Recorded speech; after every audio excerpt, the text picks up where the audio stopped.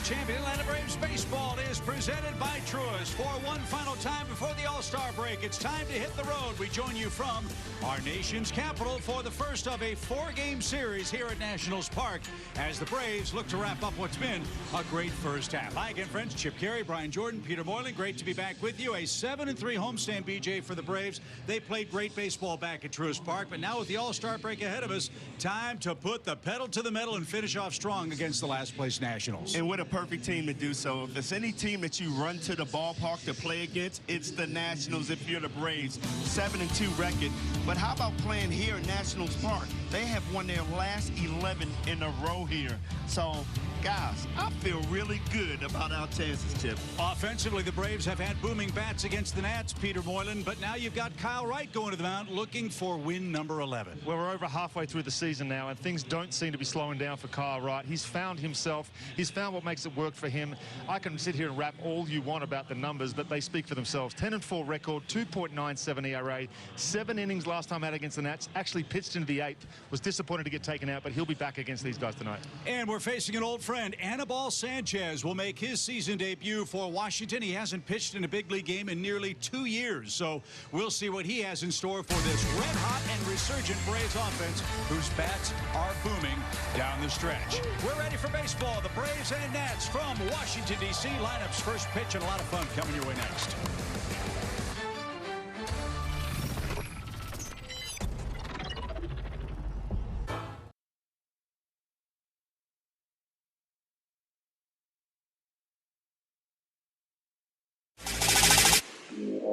Well hit left center. Ronald Acuna has homer. Soto, this ball is crushed. See you later. And Acuna takes off. Stolen base there for Juan Soto. Acuna steals yet another base. Juan Soto back, and he's got it. That ball is caught.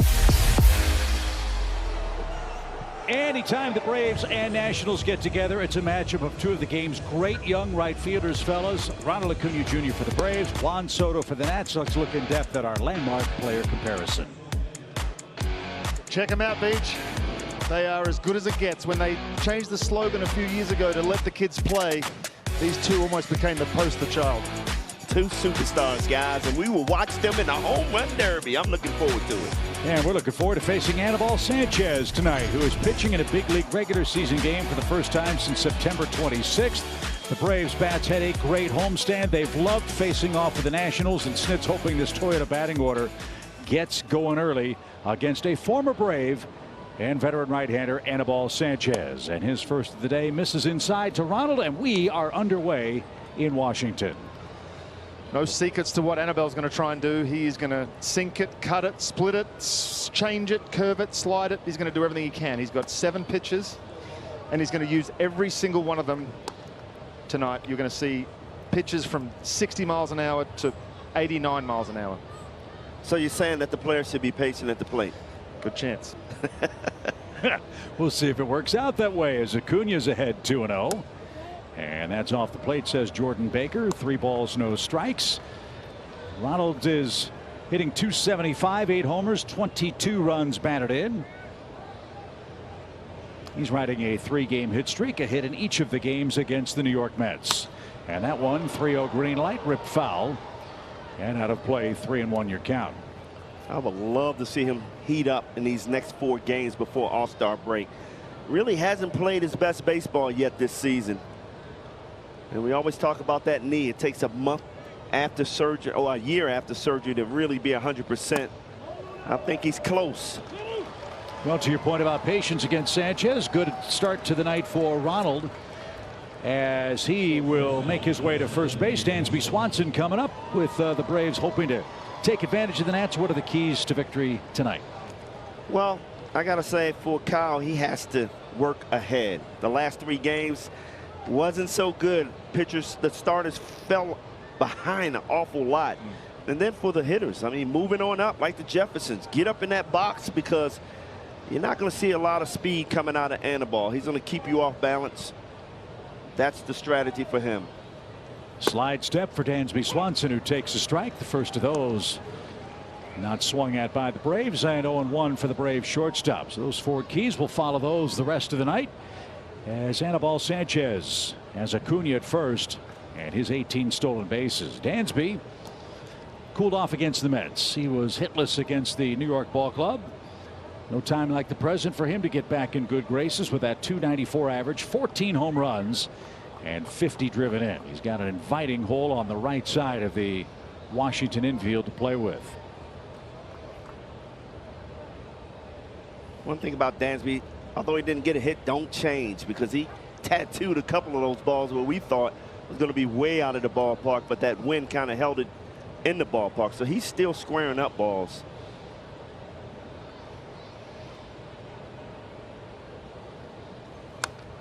Right back to the netting foul. It's 0-2 for the Braves shortstop. Going to see a lot of tricks from Anibal tonight. A lot of switching of timings, pickoffs, slide steps, quick pitching, holds, everything that you've ever seen in a baseball game. Anibal's going to try and use. He's towards the end of his career. He's had a very, very good career, but he's trying to find any way to get outs right now. He's missed all year long with cervical nerve impingement in his neck. And they were really counting on him to help stabilize this Washington rotation. That's without Steven Strasburg, obviously. So he's back tonight as Ronald gets a good jump. Ruiz's throw is terrible. It's into center field, and Acuna's going to move up. He'll be 90 feet away here in the top of the first inning. Stolen base, throwing error. And Acuna is at third with nobody out. And that's what makes him so good. I mean, if he's not hitting and he draws the walk, he's going to steal second. He's going to get to third base and get in the scoring position. He just gives you so much, Peter, outside of just hitting home runs. It's so impressive to see it too, coming back from that knee to be even quicker. It's almost like he's got another step. He's so quick first step. So he has 19 stolen bases, a chance for Dansby with hard contact to bring him home. The infield already in for the Nationals. It's the first inning tonight. As Anibal turns it loose, and that's way high, and it popped out of Ruiz's glove, but no advance. 2 balls, 2 strikes. This is going to be a tough ask for Keibert Ruiz too. Young catcher, first time catching Anibal. He's got a lot of pitches. Look for take advantage of maybe some pass balls. Pretty fair amount of foul ground here at Nationals Park. It is a good hitter's park. When the weather's hot, the ball really jumps here. Comfortable night, gentle breeze blowing out toward left as this ball is hit high in the air, deep left down the line. That ball is gone. That's how you break an offer. Dansby Swanson got a change up and he crushed it. 2 batters in, the Braves lead 2-0.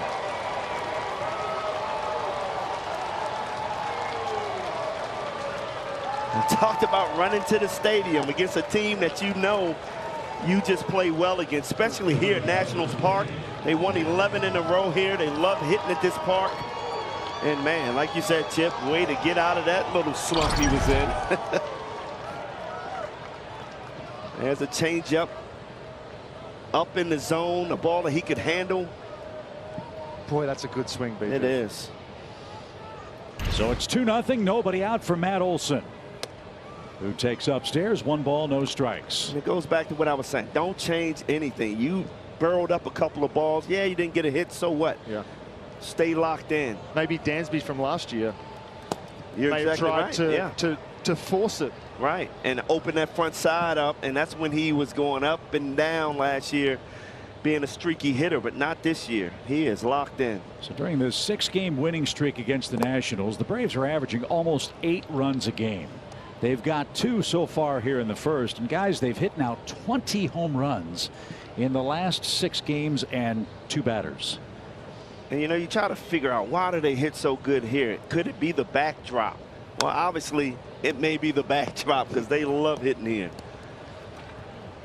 And as Brian said, Atlanta has won 11 straight games in this ballpark. The last loss for the Braves in D.C. April 6th of last year. And they're off to a great start tonight. Walk and a homer for Matt Olson. Strike 3 outside corner. Fastball at 92 from Sanchez. And we're told, guys, he is throwing a little harder than he has in campaigns past. That might be top of the velocity meter for Anibal Sanchez for out number 1. But believe me, with all the off-speed stuff he has, that 92 looks like 95 to the hitters. Yeah, we didn't see 92 when he was with us. That's for sure. He'd maybe get it up to 88, 90. I'd like to know how he did that, how he went about at his age, increasing velocity. Riley jumps on the first pitch and hits that toward Yadiel Hernandez, and shy of the track makes the play. Austin Riley's been the hottest hitter on the Braves ball club over the last 2 weeks. We'll talk more about that when he comes up for a second time tonight. And after the home run, 2 quick outs, and Eddie Rosario will be the hitter. How about Eddie? 3 hits yesterday, starting to look more like himself. 2 extra base hits, a double, a home run, running the bases well. He is starting to lock in and get comfortable again. Love the left-handed balance he gives to this very right-handed Braves lineup. And a chance for him to swing the bat against Anibal Sanchez, against whom Eddie has 4 hits, including a home run. It's a great point, Chip. You look down the lineup now, you see Rosario, you see Cano, you got Olsen in 3 holes. Very balanced now. And this is the perfect pitcher for Rosario, coming back from eye surgery. You know, he slows the ball down right for his bat right now. Still trying to catch up with that fastball, 95, 96. Perfect guy, perfect matchup. 1 ball, 1 strike. The Braves start play tonight, 2.5 behind the Mets. The Mets open a big series in Chicago with the Cubs. They tee off in about 45 minutes or so at Wrigley Field. We'll follow that score as we continue here in D.C. As this ball is hit into the shift on the ground right side, and the bank first, close play but in time, and that retires the side. Ronald Acuna Jr. walked, stole second, took third on an error, and then Dansby Swanson did that. A long home run to left. After a half inning, the Braves had struck for 2 in Washington.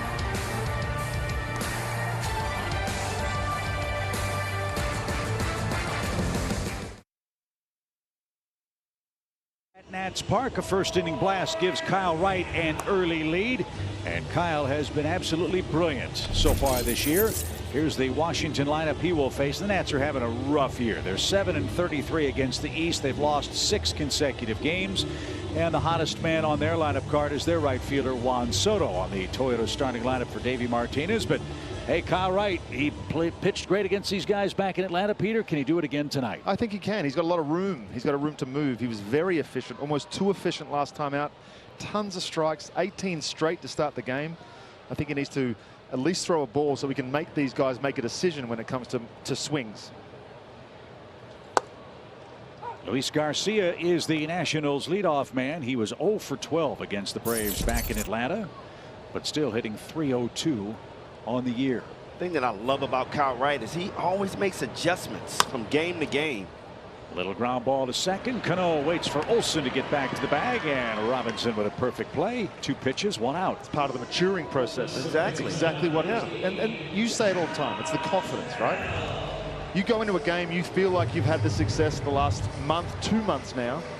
You grow in confidence every single time. You know that you may end up with 2 runners on in the first inning. It's not the biggest deal in the world. You can get through that. You've proved that you can get through in and out of those situations. So when they arise again, you're a lot calmer. Josh Bell, the hitter, with 1 out, leads all big league switch hitters in average at .298. Up and away. I'll ask you both this question. Kyle Wright's doing something that's said to be very difficult, facing the same team in back-to-back starts.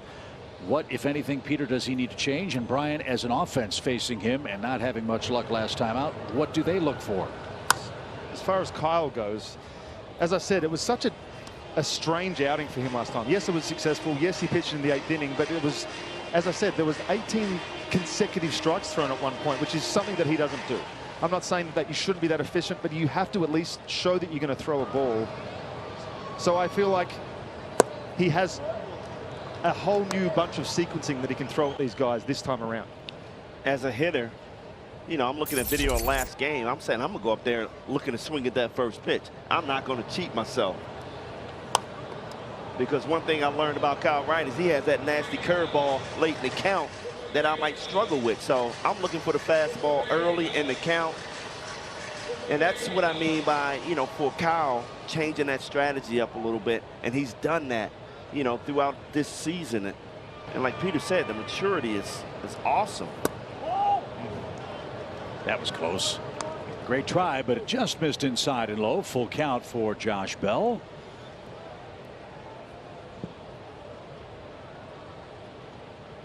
Who I'm sure is being scouted as the trade deadline approaches. The pitch fouled away. It's still 3-2. Yeah, you look at these next three guys in the lineup, Josh Bell, Soto, and Cruz. I mean, if I'm a team facing the Nats, you cannot let those guys beat you. If you face Soto, you want it with the bases empty. The pitch. And cracked out a play left side. And Bell putting up a fight here. Wright's fastball is crackling tonight, 96 miles an hour. I don't know if you ask Soto, he's having an off year, but man, Josh Bell, 47 RBIs, 41 out of Soto, and 47 out of Cruz. This guy's still getting it done. Fly ball is walloped to deep right, and Acuna didn't even move a muscle. Into the second deck.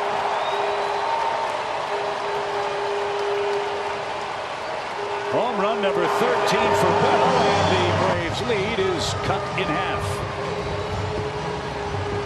And it goes to tell you guys, these three hitters in this lineup, you cannot go 3-2 with, because they look, it's a red light for them, a green light. Swing hard. That was a 3-2 breaking ball that middle, and Bell put a really good swing on that, BJ. Man, see the extension he got on that ball? So it's a 2-1 game, and here is Soto. He's got a 15-game hitting streak with 5 homers in that stretch. That was a great at bat by Bell. He saw 8 pitches, and the last one ended up in the second deck. That was no cheapie. But you still lead. As Soto, 19 homers, 41 driven in. He's hit 3 homers this year against Braves pitching, and he's behind 0-2. Oh, that's an excellent sinker. That was a changeup that came back that much. Yeah. Oh my goodness. Started throwing that last weekend against these guys. Little front door changeup.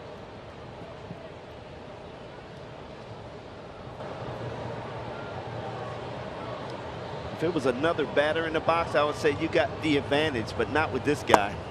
He is just such a good 2-strike hitter. So patient. You make a mistake, he's gonna make you pay. He's a modern day Tony Gwynn for me. Exact. Perfect. Or the opposite of Jeff Francoeur. And that's a good thing, right, Peter? Yes. 1 ball, 2 strikes. With the bases empty, Nationals are on the board as this one is dribbled foul and out of play. The Braves played well against the Mets. What we noticed in that 3-game series was how pesky the Mets hitters were, doing exactly what Bell did to Kyle Wright in all 3 games against the Braves starting staff, Peter. I also feel like they didn't see the best of our starters. I feel like all 3 of our guys were not anywhere close to the way they were in the lead up to that. I don't know if that was the pressure. I don't know if that was the fact that those guys were so pesky. Popped him up. Soto's going to be retired when Riley catches that, and 2 men are down. But when I look back, I don't see, yes, we lost 2 out of 3, but at the same time, next time we face those guys, there's not a bit of fear in me. You know, and watching those games, you look at Fried, you look at Strada. Both of those guys were having problems gripping the ball for some reason. Fried had none of his pitches. Right. And then we saw Morton get off to a great start and all of a sudden lose command of everything. So I'm not sure, and it wasn't that bad. It wasn't that humid in Atlanta. So that was a problem for me. This is Nelson Cruz, and he pops the first one out of play. The Braves starting staff has pitched the 4th highest total of innings in Major League Baseball, but in the Mets series, and frankly over the last 4 games, the starters have failed to pitch 6 full innings in 4 games in a row. So need a big start from Kyle Wright tonight, a long start, if you will. And he'll be off to a good start, allowing the home run to Bell, but he preserves the lead as Cruz rolls out to end the Nationals first. We're underway in Washington. Glad you're with us on Bally Sports. It's a 2-1 game.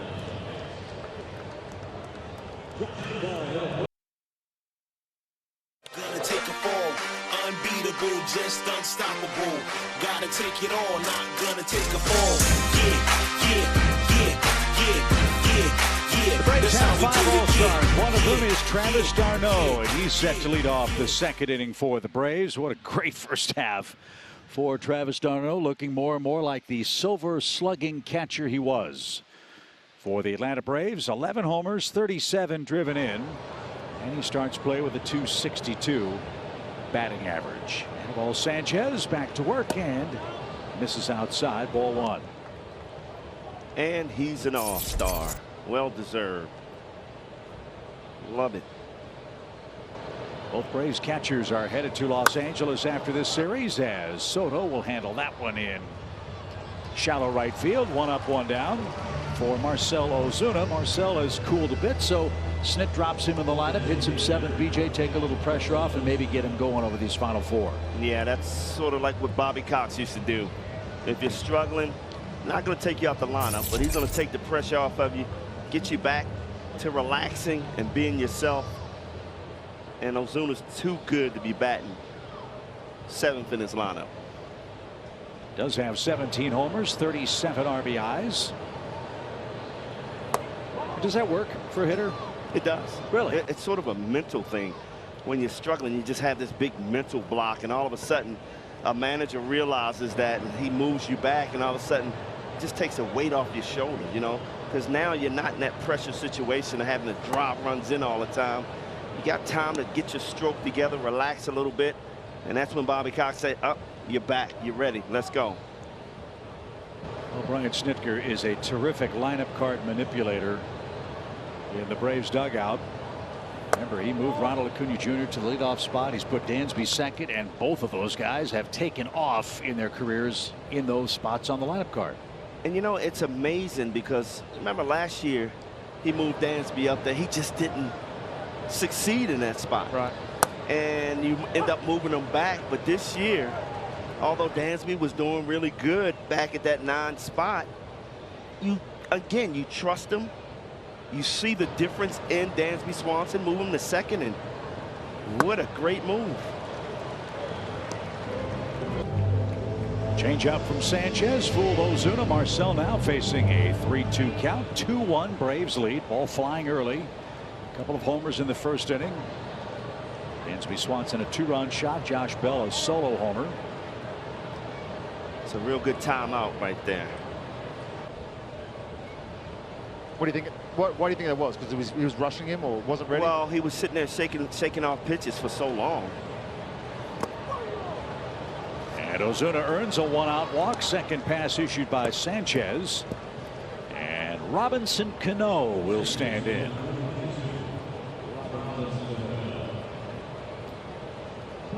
What a good pickup by Alex Anthopoulos. I didn't even see Cano on the radar. And all of a sudden, I wake up and we traded for him. And he comes in against his former team. First game, gets 2 hits. Over 109 miles an hour, too. They weren't flares, they were bullets. As that's off the plate, 1 ball, no strikes. There was a great article in The Athletic talking about Robinson Cano and what he brings, the intangibles he can bring to a still young Braves club, albeit a very successful young team. And guys, Ron Washington was quoted extensively in that article talking about how important it is to have players with a pedigree like Robbie Cano in your locker room. Well, I think it's important. You know, Cano's been an all-star most of his career, one of the best second basemen in the game. And you bring him here with a lot of young players that we have, such as Acuna and those guys. And, you know, his presence means a lot because, you know, especially Latin players, the respect is there. And Cano can really relate to these guys and help them out, help them become mature. Because Cano is one of those humble ball players. That ball on the ground to third, and Cano is doubled up. And the Braves are retired in a scoreless second inning. 2-1 Atlanta, middle of the second.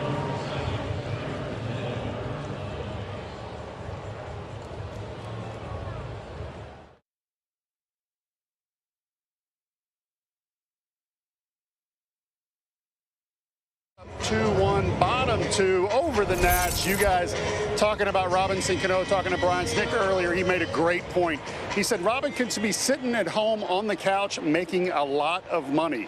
But at 39 years old, he would not quit, would not give it up, played in AAA El Paso, and wanted to get back to the big leagues, and that's the exact attitude he wants around these young guys, already making a difference in that clubhouse, guys. Bertie, good to have you with us tonight. Thanks, Chip. Can't have too many veterans for a playoff hopeful team. The playoffs, the pressure of that isn't going to faze Robinson Cano. As Yadiel Hernandez leads off the second for the Nats, and Kyle Wright evens up the count. So my role towards the end of my career was kind of that role to nurture guys, or to teach guys, or to show guys. But I only had limited experience. There's not a question that Robinson Cano can't answer when it comes to hitting, or when it comes to success in the big leagues. He's pretty much done everything he can do. And same in my career. You know, Bobby Cox brought me back to Atlanta for that veteran experience, to take young guys like Jeff Francoeur under my wing, Brian McCann, and really teach them, you know, and help them, get them confidence in themselves. And it worked out great.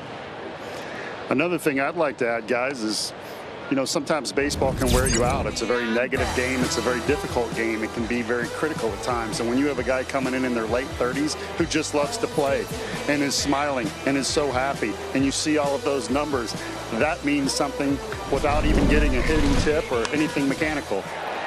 Two-strike hit for Yadiel Hernandez to start the Nationals' second inning. So he'll be at first to start the inning. And Keibert Ruiz is coming up. So look, we don't know how long Robbie Cano is going to be on the club. If he produces, he'll stay here. And obviously the Braves are looking for that combination of Cano and Orlando Arcia to try to fill the shoes of Ozzie Albies. We're told that Ozzie's around 75% weight bearing on the broken foot, so he's still a ways away. But again, according to Alex Anthopoulos in some published reports earlier today, maybe late August, early September, we get him back. I can tell you one thing, they are not going to rush that injury. When you're talking about the foot and getting a pin put in. On the ground, Ruiz beats the shift. Back-to-back hits. And Harris comes up ready to throw, and Hernandez stops at second. That was unfortunate. The shift was spoiled by Keibert Ruiz, the switch-hitting catcher. And hitting into double plays is something the Nationals do very, very often. Got to take advantage of that. Let's see if Kyle can get another ground ball here. Made a good pitch, just beat the shift, did exactly what you're supposed to do. Ruiz stayed up the middle with that ball and drove it exactly where we were. The Nationals have hit into 91 double plays this year. How about one from Cesar Hernandez, who's 0 for 6 against Kyle Wright? Braves lead is 1. It's 2-1. We're in the second. And just outside, ball 1. The thing about this Nats team, they're pesky. You know, we may win the game, but it's a close game. They stay in the ball game. They find ways. You got to give credit to Dave Martinez. 1 ball, no strikes. And that's lined into left field. It's down for a base hit. Rosario comes up cleanly, and the Nationals have 3 straight singles to start the second inning, and they've got the bases loaded. So this is a very different start for Kyle Wright, back-to-back with the Nationals. They have 4 hits already, and Michael Franco is coming up. And it looks like those last 3 hitters, they just cut down on their swing. Exactly. They're saying, look, you know, I don't know whether that's coming from Dave Martinez, the hitting coach. Just take what he gives you right now. Let's put a string of hits together. Well, they saw him a week ago, so they see what he's got and they know what they need to do. Those big swings really didn't do a lot against Kyle, so shortening up and putting the ball in play is working right now. So, Peter, yes, how do you change that strategy? How do you stop that from happening? I feel like right now he's just missing a little bit too much up in the zone. Blew that one right on by. Nothing wrong with a 97-mile-an-hour sinker. That's exactly what you're talking about, right. Down in the zone. Try to get that ground ball here. Punch out ground ball would be great, but ground ball, get yourself 2.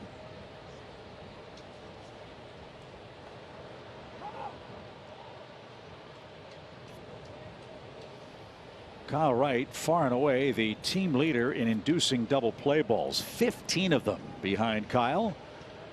And Franco is not the fleetest base runner, so might trade a run for a double play chance here. Let's see how it works out. Swing and a miss. It's 0-2. Two perfect pitches there. Right back exactly where you need to be. Down and in. Don't know how this inning's going to turn out, but this is an example of the growth of Kyle Wright.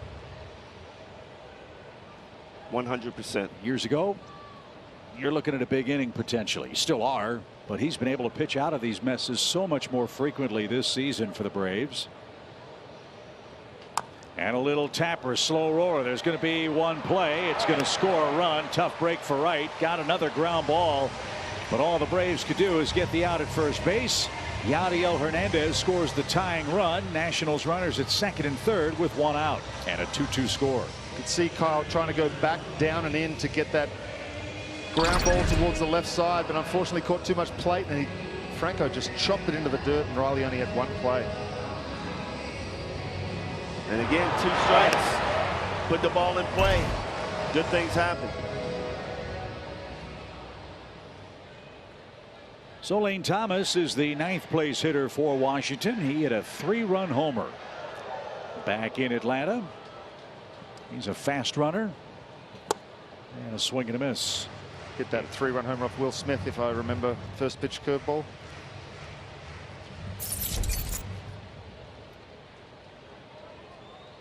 One of his 9 homers on the year. A former Cardinal farmhand. The Nationals got him in a deal last year for John Lester.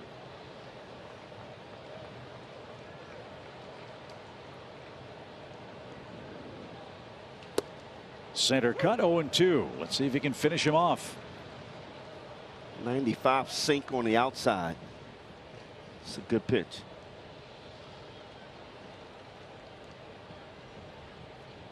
Ten of Thomas's 33 RBIs have come against the Braves this year. So he's been a tough man to solve. Here comes the 0-2. Grounded foul. And Wright will try again here. Peter, one thing I'm noticing about Kyle Wright is he's not throwing a lot of curveballs. Throwing a lot of hard sinkers and changeups. Must be the game plan to go differently to these guys this time around. One curveball he did though. Josh Bell got it, but as you get traffic too, you want to try and force the ball on the ground. He's way ahead of Lane Thomas. The pitch. Little pop. That'll be easy. That'll be the second out. And there's that breaking ball, BJ. Good call. Thomas pops out. Everybody backs up to normal depth with 2 outs. And Luis Garcia is going to be the hitter. This is where you cannot let up, and this is where Kyle's been so good this year. Hold him to 2. Hold him to 2. You know the Braves are going to score.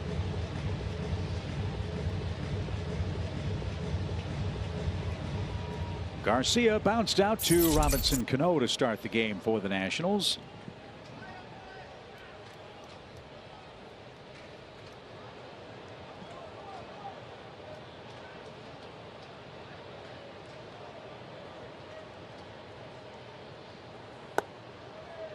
Perfect pitch. There's a curveball. It's 0-1.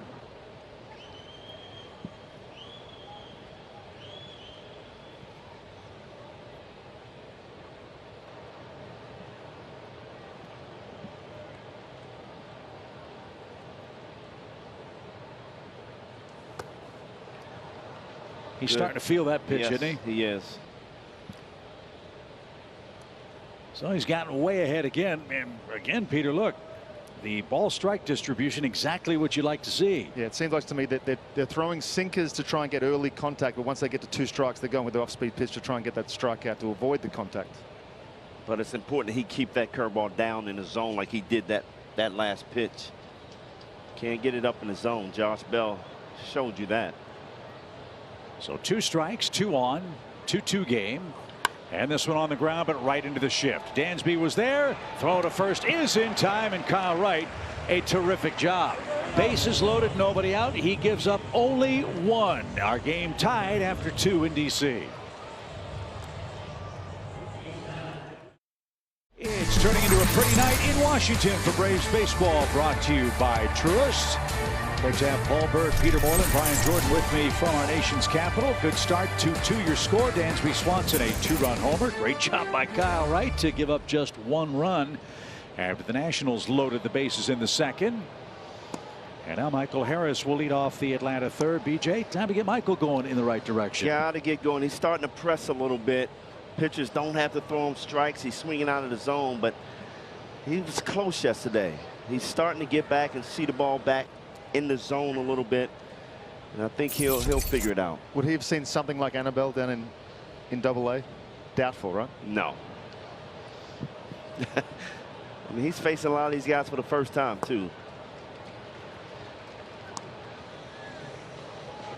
1 ball, 2 strikes for Harris, hitting .283, 7 homers, 8 doubles, 2 triples.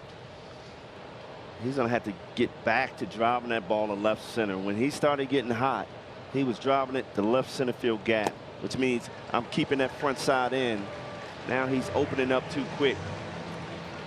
And that is strikeout number 2 for Anibal Sanchez. 1 away, back to the top, and Ronald, who started the game with a bang. He walked, stole a base, took third on an error, and trotted home after Dansby's home run down the left field line. Good at bat after swinging 3-0, got the green light, drew the walk, and then his talents just take over on the base. Ronald Acuna Jr. playing in his 57th game, has scored his 37th run. He's knocked in 22.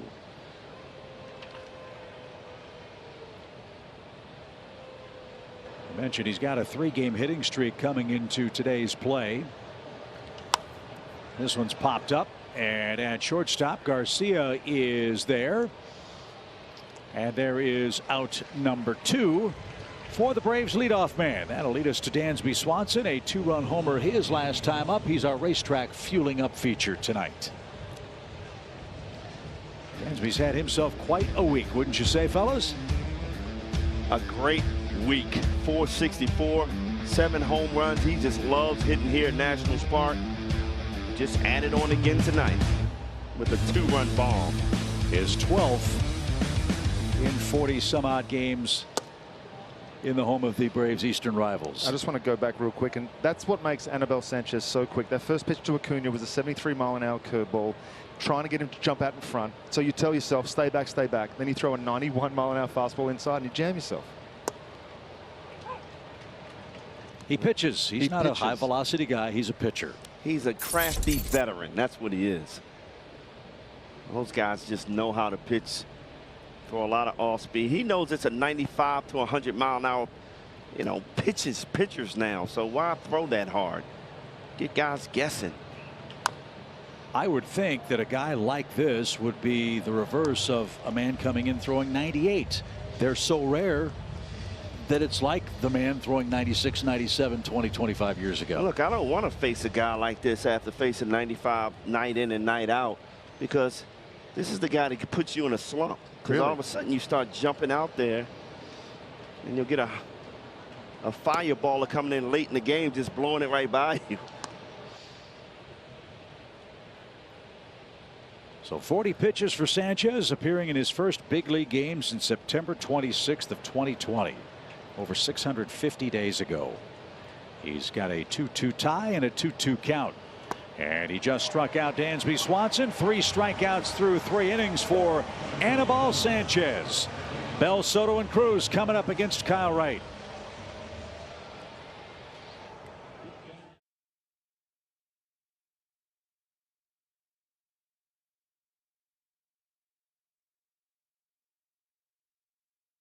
Season, A-list members get access to the best seats at the lowest prices, including postseason priority access. You'll also look forward to discounts on parking, food, and merchandise at both Truist Park and throughout the Battery Atlanta. To see more info on membership options and benefits for a full season or partial season commitment, go to Braves.com/A-list. We always have a lot of A-list fans here in Washington. It's always been great Braves country. A lot of them here tonight for the first of 4. And they've seen an exciting start. 2-2 with Josh Bell leading off, and this one is bounced toward first. That should be easy for Matt Olson, and right at the bag gets Bell for out number 1. I was just going to say I'd like to see Kyle get through this one with about 12 to 15 pitches, no traffic, nice easy inning, get us back, swinging the bats quickly. The right part of the order. Well, I like that pitch by Kyle Wright. He gave up the home run with a curveball up in the zone. He throws that same curveball but down in the zone, and Josh couldn't do anything with it.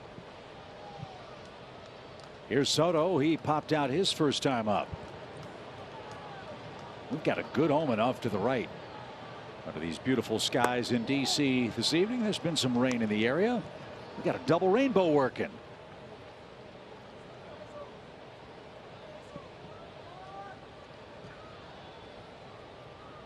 As Juan Soto takes outside, amazingly enough, that rainbow's end is right where Brian Jordan's wallet is at the team hotel. I wish. But it is a pretty night. Very comfortable temperatures. Hopefully good weather all weekend long. The pitch is caught on and missed by Soto. Challenged him with 95, and Juan didn't get it. 2-1. 95 with a lot of movement. It's the pitch that he went away from. That sinker. Soto's always smiling. I would too if I got on base like he does. That's why I love that guy. He's going to be retired by Cano on a big hop, and quickly 2 men are out. Soto still more walks than hits so far for the Nationals as they play game number 91 here tonight. 2 quick outs, and here's Nelson Cruz. He rolled out his first time up. The thing you like about Kyle, when he's going good, he's getting ground ball outs. Those are starting to pile up now in the second and third innings. Well, he made some mistakes getting the ball up in the zone, and guys just slapped it, just put the bat on the ball. Now he's getting back down in the zone, getting guys to roll over. Nelson Cruz hit one of those ground balls, and that ended Washington's first inning. Cruz at 239 on the campaign. One of those good sinkers right here, down and in. Ground ball to Riley. Get him. Riley is right on the line here in the Washington third with 2 outs. And 3-0 your count. Don't make a mistake here, Peter. You know Cruzy has the green light. He did. And a perfect pitch. That's where he tried to go the pitch before as well. Just pulled it a little bit. A lot of it, actually. And made the perfect pitch just then. See another one.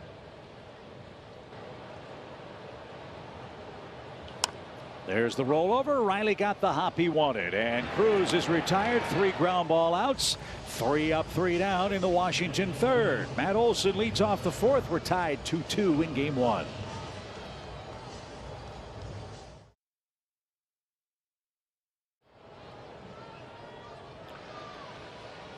Okay, guys, to the fourth we go. The Braves have 2 runs on 1 hit. Now they go through the lineup a second time against Anibal Sanchez, starting with Matt Olson.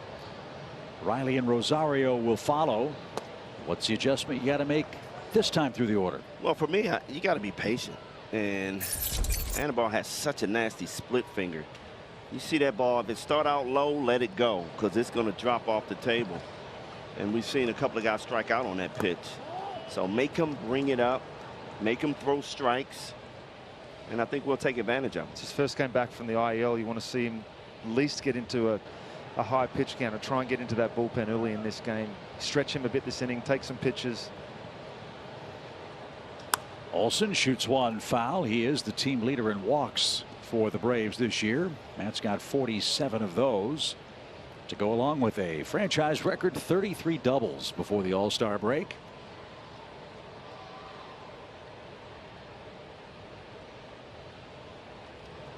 He's the extra base king right now. Safe Money says he'd probably add to that before we get to the All-Star break too. Needs 5 more extra base hits to tie Henry Aaron for the most extra base hits in franchise history before the All-Star break. So in this ballpark against a battered National staff, maybe the right team, right time for Matt to make a little more first half history for the Braves. And there's that patience. Full count, 3-2 with nobody on or out in the 4th inning.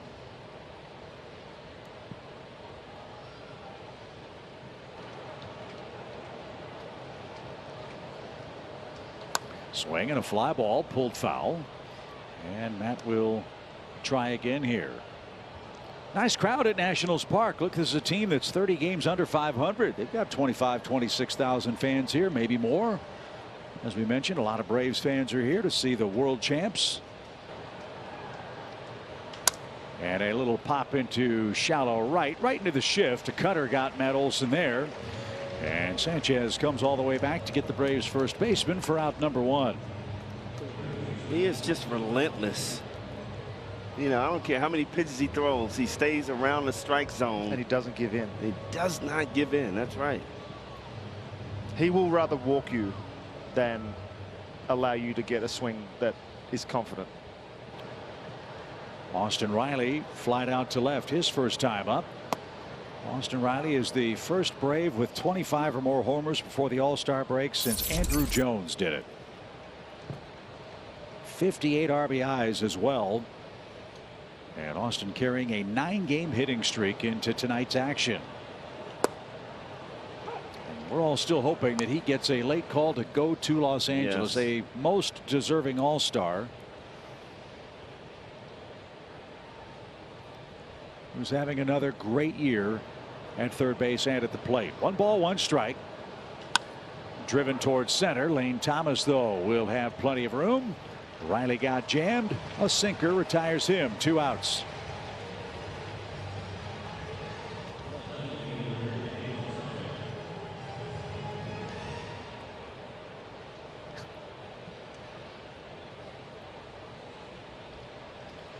Six straight retired by Sanchez after Ozuna walked, and now Eddie Rosario, the batter. He grounded out to end the Braves first. Perfect example of what we're talking about, Anibal. That late break in on Austin Riley. Looks so good for so long. Yes. Right now, the Braves offense, the last 3 games plus, it's homer or nothing. All the Braves runs against the Mets came as a result of a home run. The run tonight came on Dansby's 2-run blast in the first inning. How about that bunt attempt by Rosario? I like it. I like it. We run into some pretty good starting pitching against the Mets too, Chip. This is our chance to, I think we can really bust out of what was a tough 3-game series for the offense. And he tried to launch one, didn't get it. He's behind 0-2 as we've reached 8 o'clock in D.C.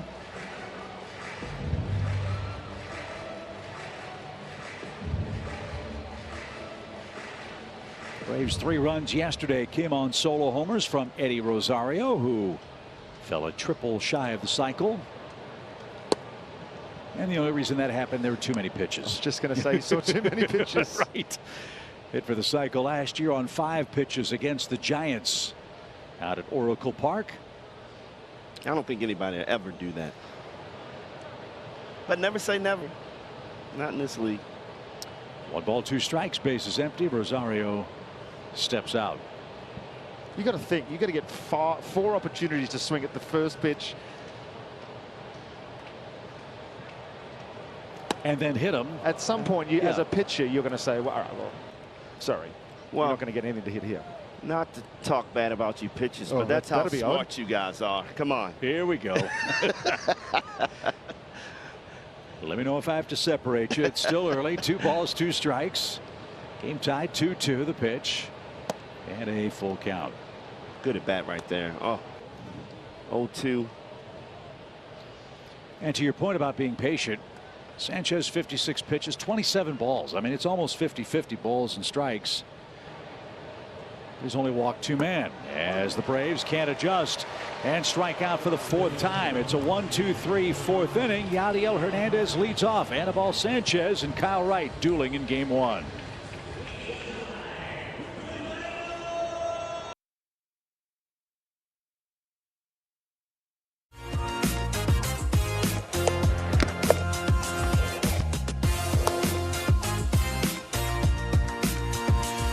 Well, Austin Riley's not the only Brave that we think should be an all-star. How about the case for Kyle Wright, tonight's Synovus Get There feature? Second in the NL in wins, 11th in ERA. Ground ball rate is third with 53%. I love that. And 15 double plays again. Speak of my language, Kyle. Who does have 7 ground ball outs in the game tonight.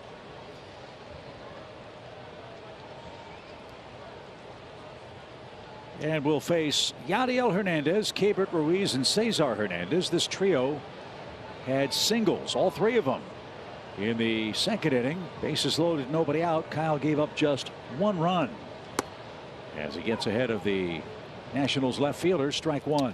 Better location on all pitches last inning, and that first pitch was beautifully located inside. I know, speaking of Kyle Wright being in the All-Star game, we got another pitcher in AJ Minter. I think should be in the All-Star game too. You know, he's having a phenomenal season, and I think he's underrated. Yeah.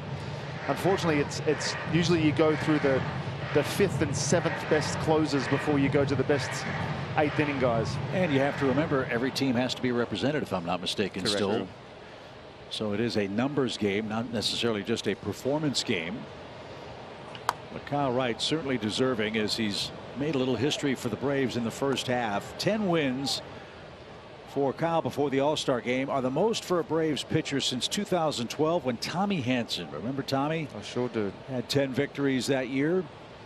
Jair Jurgens had 12 wins in 2011.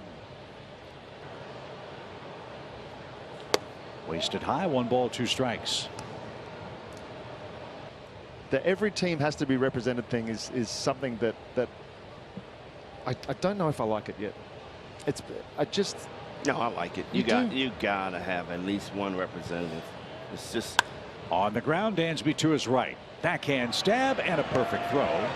I'm with you, Peter, when baseball had the game mean something, right, where you get home field advantage. Okay, then you got to put the best 26, 35, whatever the number was, players on the rosters, but that's not the case anymore. Right, but do you want to make the All-Star team because you were the best player on a bad team, or do you want to make the All-Star team because you deserved it?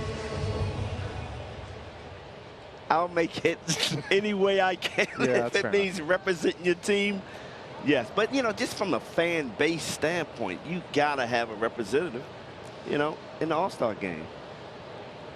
I mean, even if Marlins are not good or Washington's not good, Washington fans who love the game of baseball still want to go out there and see their player represent them. That makes sense. So remember, Major League Baseball is about pleasing the fans, and so you don't seem pretty confident in my answer there, Peter. I'm going to have to separate you guys, as I said earlier. 2 balls, no strikes, 2-2 game. And that just missed. Right now 3-0 with Keibert Ruiz, switch hitting catcher.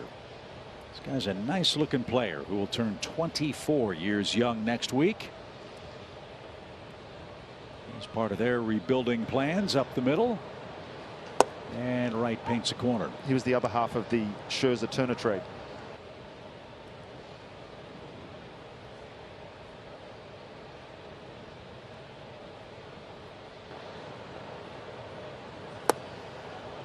His breaking ball is much better these last 2-3 innings.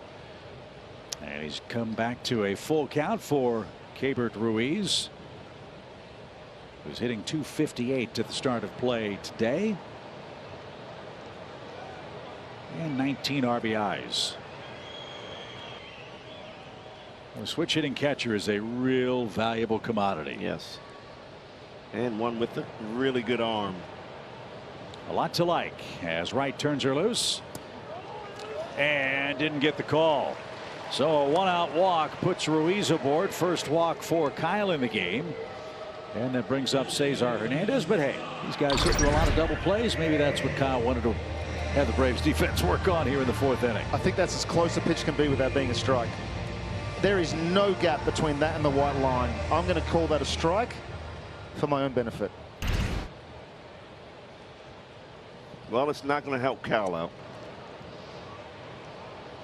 So runner at first with 1 away.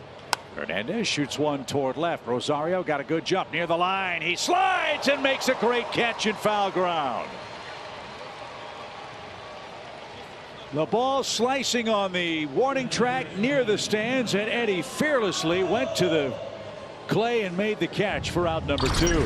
Terrific jump. Good alignment by the outfield, cheating over to that left field line, but Rosario got a terrific jump, and he made an outstanding play, laying out for your teammates. Hernandez took that ball, hit a single that way, so obviously we've learnt position the outfield appropriately, and great play by Rosario. That wall jots out over there too, so we have to be aware of that. So a good play for the second out. Here's Michael Franco. He bounced out to Austin Riley. Tough break for Kyle, and that the ball was on the ground but not hit hard enough to get a double play, and that's got a tying run out of that soft roller, and that's where we stand. 2-2 game, 4th inning. Keibert Ruiz, the runner at first for the Nationals. Kyle Wright about to make his 60th pitch. And it's hit high in the air to center, but Michael Harris is there, and Kyle Wright is through 4 innings. d'Arnaud, Ozuna, and Robinson Cano are coming up. Good ball game in Washington. Thanks for joining us.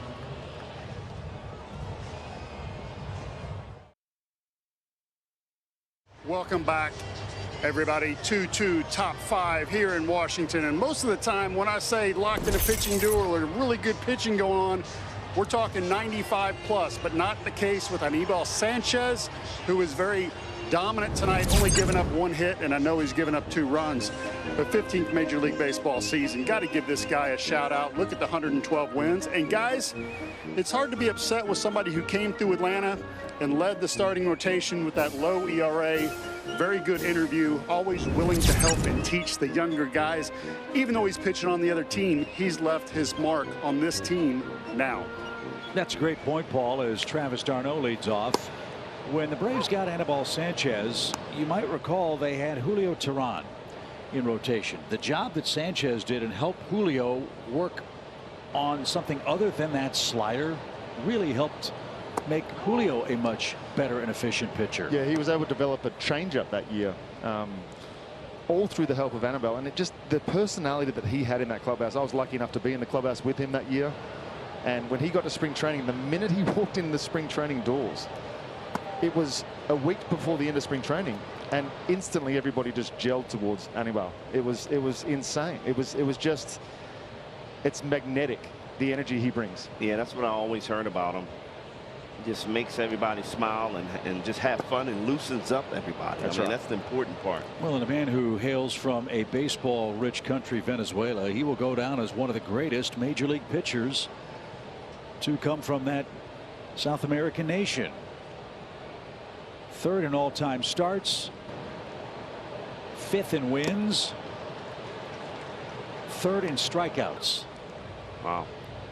And pulling strings, changing speeds, and giving the Braves fits so far tonight. Atlanta has a 2-2 tie, but only 1 hit. Now a full count for d'Arnaud, who leads off inning number 5 tonight. And bounces that ball foul. Having said all that, I will be more than happy to walk down there and apologize to him when we score 6. Yeah, I like the way you think. He does not look like a man who has not pitched in a major league game in almost 2 years. Right. And guys, when it's all said and done, he's going to make one heck of a pitching coach because he has the ability to communicate. And when you play 15 years in the big leagues, people listen. There's a shot to left field. There's a leadoff hit that breaks the spell. First Atlanta hit since Dansby's first inning home run. And all-star Travis d'Arnaud gets a rally started here in the Atlanta 5th. And just before that swing, guys, I was looking down from a mile up high, and I could see d'Arnaud up in the box right there. So he caught that ball at split finger before it dropped down and hits a bullet to left field. And that's something that I think all the hitters might do this second time around. So d'Arnaud makes an adjustment. Let's see what Ozuna does. He took ball 4. He's all the way back in the right-hand box. And off his thumbs out of play to the right side, strike 1. He didn't get the BJ memo. Move up in the box. But good adjustment by d'Arnaud. Some guys don't like to do it. You've said that so many times. Yep. They don't like to change. No balls in a strike. It's tipped at the plate. It's quickly 0-2. Sanchez has struck out four Braves hitters. His career best came against Atlanta when he was a fireballer with the Tigers. He struck out 17 Braves up at Comerica Park.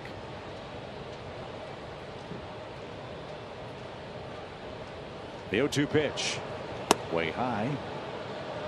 And the Braves DH. Now a 1-2 count. And if you look at most of his pitches, it lands underneath that bottom line, right?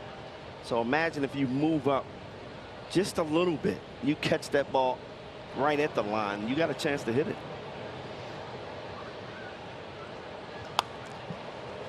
Stay back on that. Funny you say that. I was watching a hitting video. I know it sounds funny, but I was watching a hitting video the other night, and for the first time ever, I heard someone say that if a guy's throwing a sinker slider, I'll move up in the box no matter how hard he's throwing, just to cut it off and cut the movement down. Right.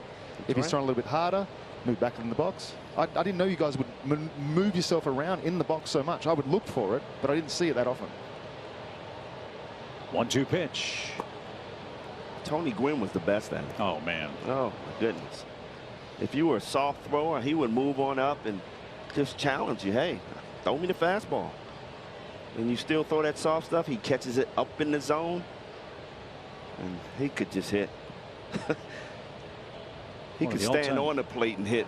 The all-time greats. And great people, too. We all miss Tony Gwynn. There's a base hit. Ozuna and d'Arnaud back-to-back singles. As the Braves having better luck now this second time through the order, Robinson Cano is coming up. Action has begun in the Washington bullpen. It's a bullpen that's taken a big body blow. Tanner Rainey has a Tommy John ligament problem, so he's lost for the Nationals. Tyler Clippard has come back up from the minor leagues. Oh boy. Wow. Tyler Clippard, what a name. I feel like he's been coming here as long as I have.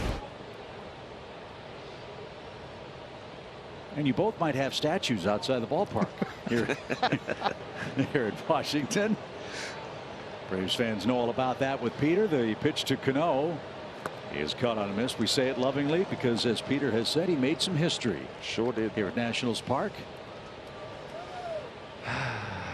You want to tell us about that history? No, I don't. Actually, Beach, thanks. We've got the Barbra Streisand Memories music queued if you're ready. I was waiting for my presentation on the field before the game.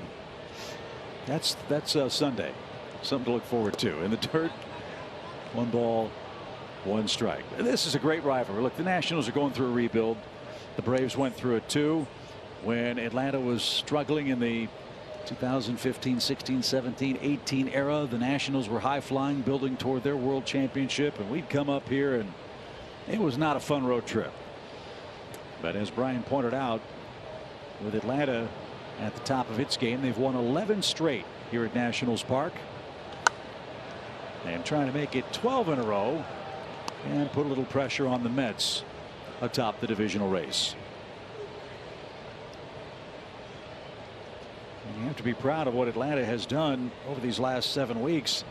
They have not lightened up against the losing teams. They've really played good baseball against the sub 500 clubs, which is important. Yep.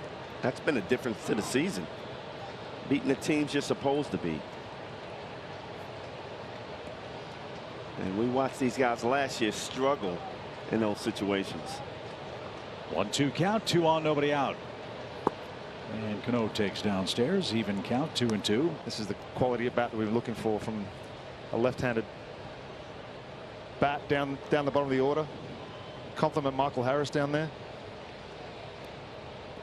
2 lefties back to back for Sanchez with nobody out.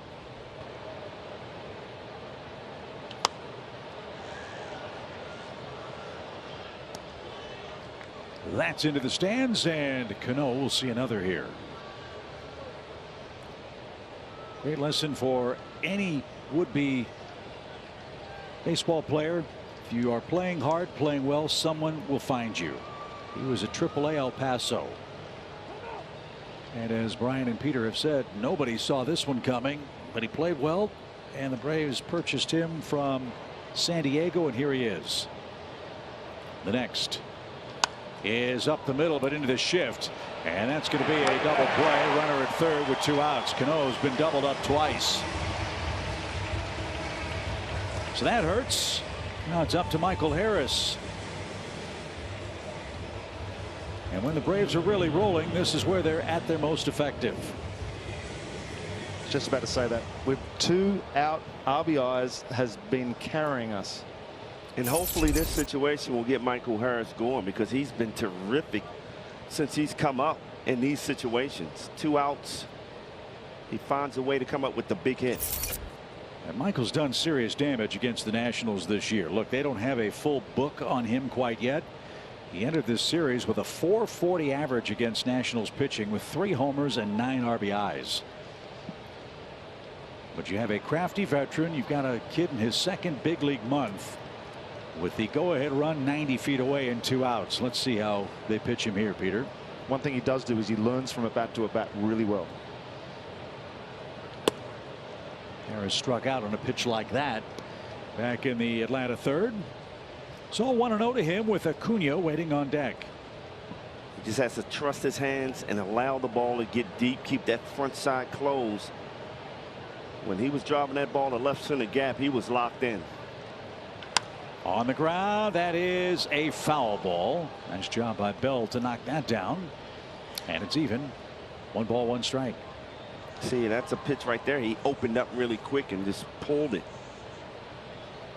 If he just holds a little bit longer and trust it, Peter, he's going to hit a line drive somewhere. Well, the story was for the longest time that he didn't pull a fastball until he hit that home run into the chop house. We'll settle for a soft single here with a 1-1 count, and he couldn't stop himself. And now Harris really has to protect. 1 ball, 2 strikes. Promising inning started. 2 on, nobody out. Double play, and now a 1-2 count. And a ball hits his spots. You saw the catcher Ruiz almost standing up with that pitch. And that's what I mean. He's just so quick. He wants to swing at everything. Eephus pitch. First time we've seen it. That one floated in at 60 miles an hour. I knew he was going to throw at least one of those before he gets out of the game.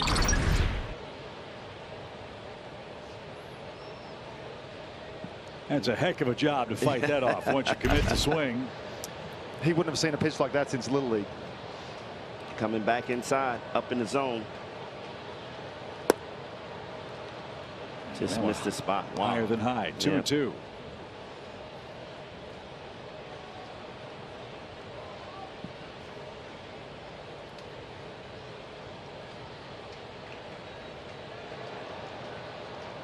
Darno at 3rd with 2 outs and 2 strikes.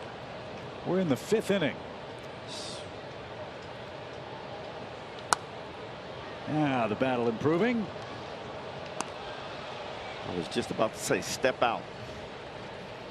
When Sanchez is sitting up there that long, just step out, relax, take a deep breath. Make sure you ask for time. It's not automatic.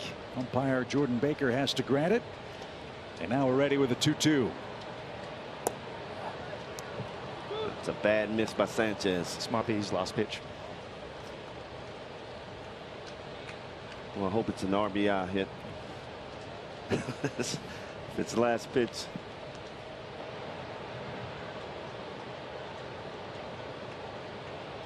Long look in by Sanchez. Now he's ready with the 3-2. Anyway, kid, hang in there. Michael Harris, the youngest player in the major leagues, is not playing like he's the youngest player in the major leagues.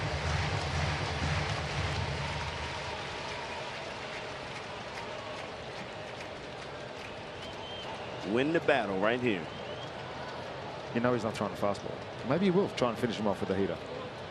I'll tell you, that 91 looks like a 96. He's tried it a couple of times this at bat. He threw him an Eephus. It's on the back of his mind. You could throw that pitch again. Now that fastball could sneak up on you. Now Hannibal has one he likes. The 3-2 again. Fought it off.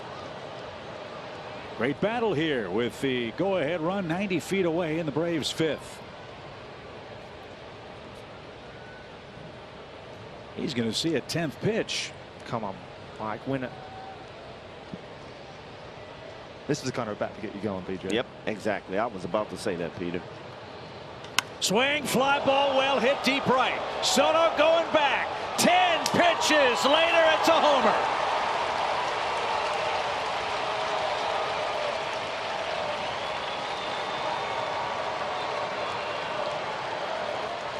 How many times has Michael Harris with 2 outs come through with a big hit?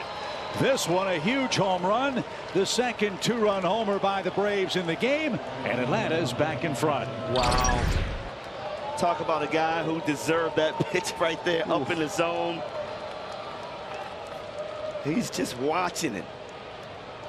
He knew he had it right from the start, getting his hands in. What an at-bat. We talked about it. That battle right there will get him going, and way to end it. Just spoiling quality pitch after quality pitch, wearing him down.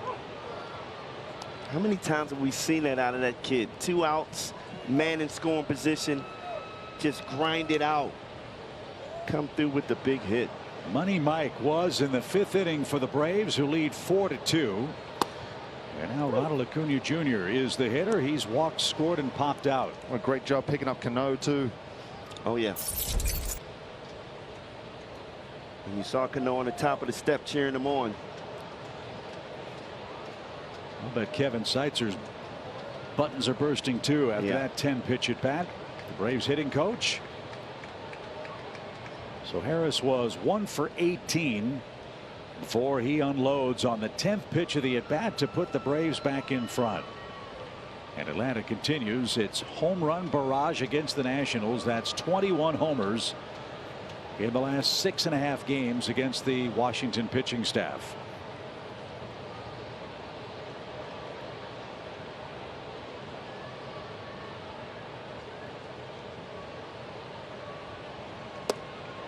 It's got me fired up, I'll be honest. That was what a 10 pitches, struggled the last couple of games, last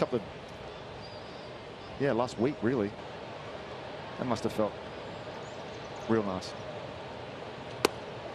Strike 3 on the inside corner. That backed up on Acuna. And Anibal Sanchez is through the 5th inning. But Atlanta gets 2 runs, 3 hits, a 10-pitch sequence for Michael Harris. Hands in, arms extended, 2-run homer, and the Braves are back in front halfway through.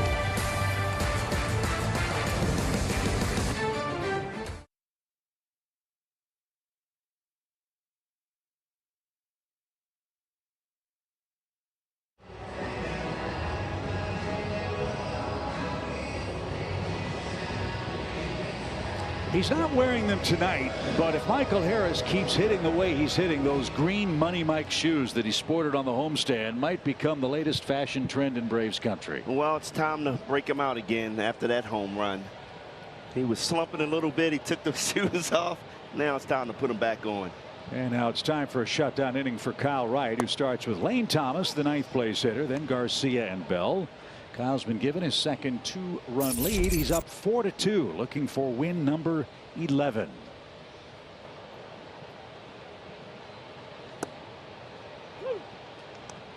Peter, his sinker's gotten a lot better too.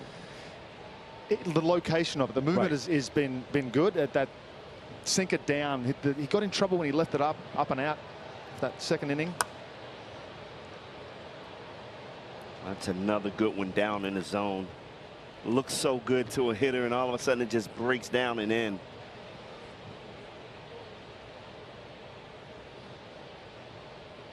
He's been economical. He's in the low 60s with his pitches. As we said, the Braves need Kyle to step up and get this game through 7 if he can. That would be ideal. As he leads 4-2. And this one chopped up the middle. Cano to his right. Perfect throw across his body. If you watch Robinson Cano play, no, he doesn't have the greatest range, but he has a very strong arm, and his internal defensive clock is still right on time. Oh, he is just so smooth. He made this play look so easy. Effortless right here, just throwing across his body. A strike. Remember, I used to watch him turn double plays and just think, how can you do that without even looking, or it just looks so natural. So another ground ball out for Kyle Wright. He's got 9 of those in the game. Garcia down a strike. He is 0 for 2 with 2 ground outs. I love the fact that Kyle's in attack mode. Just does not let up. Constantly just pounding the strike zone.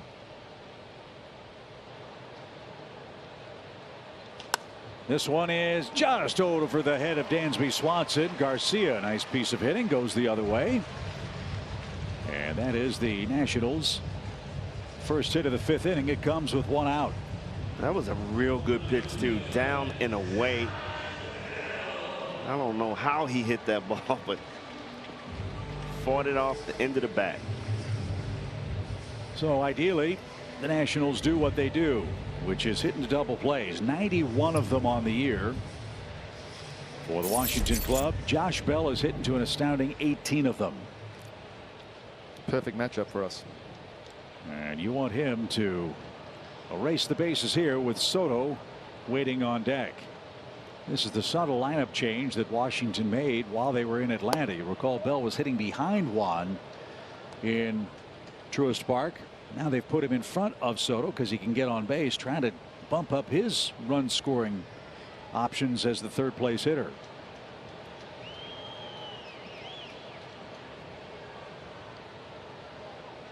One ball, no strikes. Right down Peachtree, evens the count.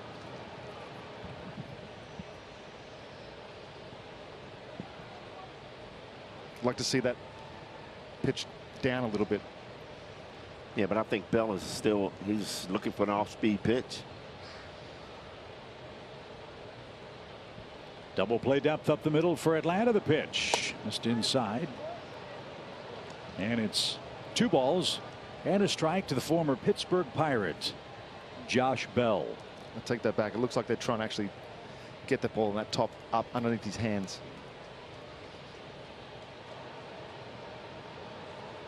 Well, they got him with a curveball down in the zone. Got him to roll over his last at bat. Roll that one foul past first.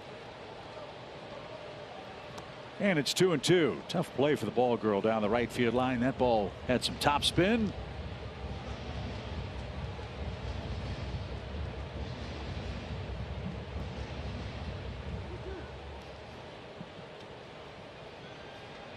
So Bell digs back in with an even count. Braves have 2 2-run homers in the game.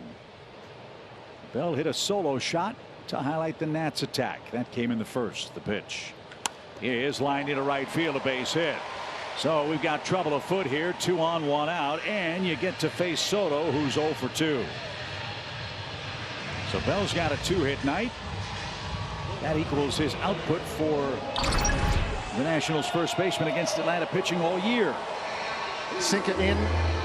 Came back a little bit too much. I think that was trying to be supposed to be off in between Bell and the plate. Was able to put a good swing on that too. Yeah. Again, BJ. Let me correct that. Bell had 2 hits in the last series. I beg your pardon. So 2 hits tonight. Look, Kyle threw a good pitch there. I mean, tip your cap. Josh dropped the head on that ball. Well, here's Soto trying to extend his hitting streak. It's at 15 games. He's reached base in 22 straight, but he's 0 for 2 so far tonight. You know what he's thinking. As that's low, ball 1. What a show he's going to put on in the home run derby with Ronald Acuna Jr., Albert Pujols, and all the rest. That's going to be a star-studded event out in Los Angeles. Can't wait to see it. Maybe an Eastern foe will dethrone Pete Alonso, who's won it a couple of times for the Mets, who are winning in Chicago tonight in Game 1 of that series at Wrigley Field. I remember the interview with Alonso. He said he lives for home run derby ever since a little kid. This is what he worked hard for. And it's a good bonus, too. Brian Jordan money. Oh, way more than Brian Jordan money. Holy cow. 1 ball, 1 strike. Let's see how many times Soto's been doubled up. He's hitting 10 double plays. That's hard to believe. They're averaging over a double play a game as an offense. Challenging with that fastball there.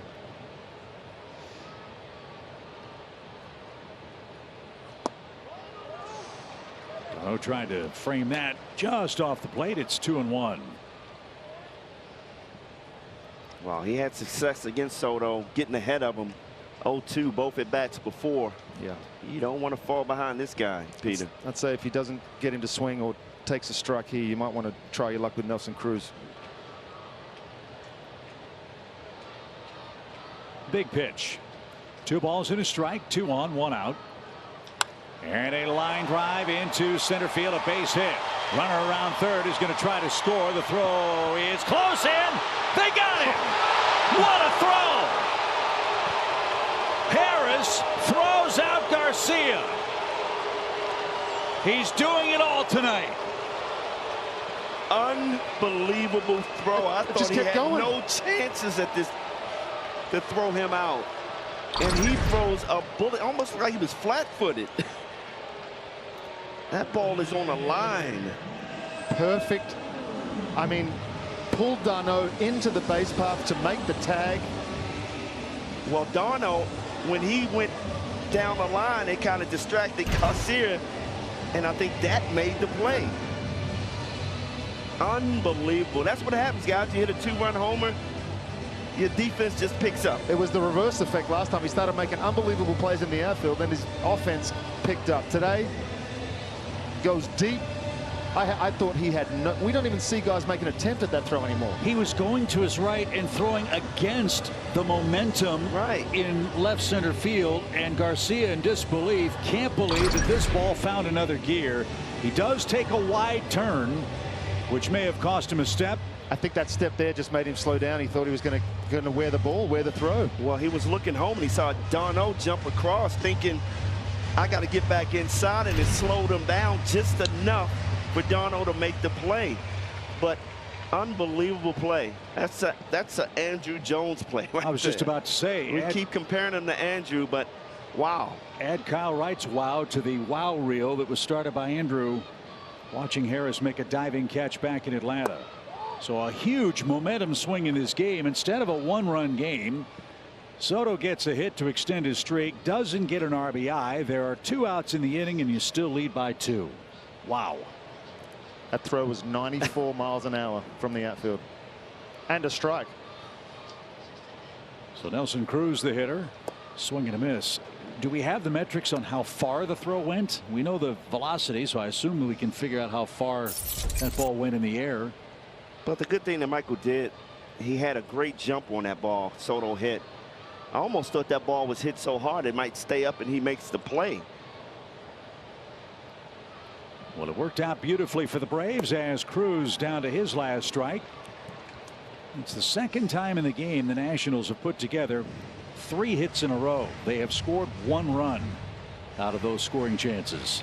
If Kyle can dial up one of those sinkers down and in here, Nelson's got no chance. No chance. I was just about to say, you get him out in his last at bat with the sinkers in down in the zone.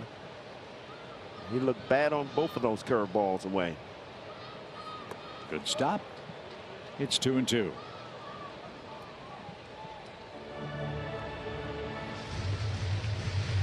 Kyle Wright is pitching great. He's about to make his 80th pitch, but the cat's meow in this game is Michael Harris, a go-ahead 2-run homer. He just erased a runner at the plate to keep it a 2-run lead.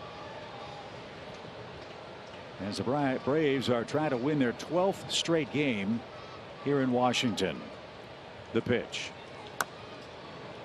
Curveball. If you keep locating that there, you might get him too. He's such a professional hitter, though. You almost have to make the perfect pitch to him. You get that ball up in the zone, watch out.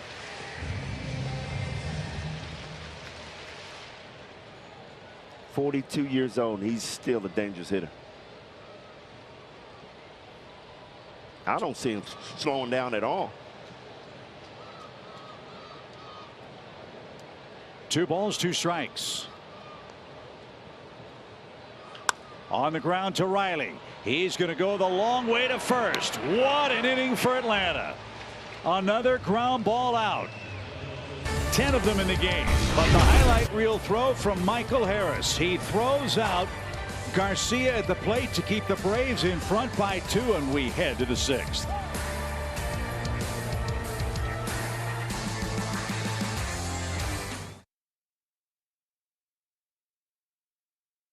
Baseball is brought to you by your local Ford dealer, Delta Airlines, keep climbing, and by Truist. When you start with care, you get a different kind of bank. The ball is flying in Washington tonight. Two-run homers for the Braves, and everybody in the ballpark still buzzing over Michael Harris's 94-mile-an-hour strike to the plate to erase a would-be Washington run. Andres Machado will come in and relieve Anibal Sanchez, who went 5 innings and gave up 4 runs. Machado facing Swanson, Olsen, and Austin Riley. Former teammate of mine in Kansas City in 2017. Got a big fastball and a slider that accompanies that. This year, Machado's pitched 3 innings against the Braves. He's given up a couple of runs. We'll take a little more insurance if we can get it. As he moves Dansby's feet, 2 balls and no strikes.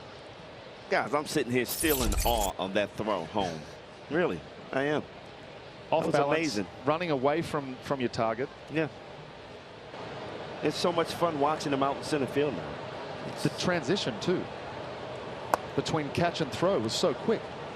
Well, he got such a good jump on that ball. Soto hit. He was in a perfect position to make that throw, but you got a speedy Garcia running. I didn't think he had a chance. Me neither. But Michael proved us wrong with a great throw to d'Arnaud, who made a very difficult play look pretty easy too, Peter. It's almost like we don't see those throws anymore. Like the guys coming home or going first to third. You don't see a lot of outfielders challenge those guys, the lead runners, because you don't want to give up the extra base to the guy behind it. So just the fact that we saw the throw in the first place was such a shock.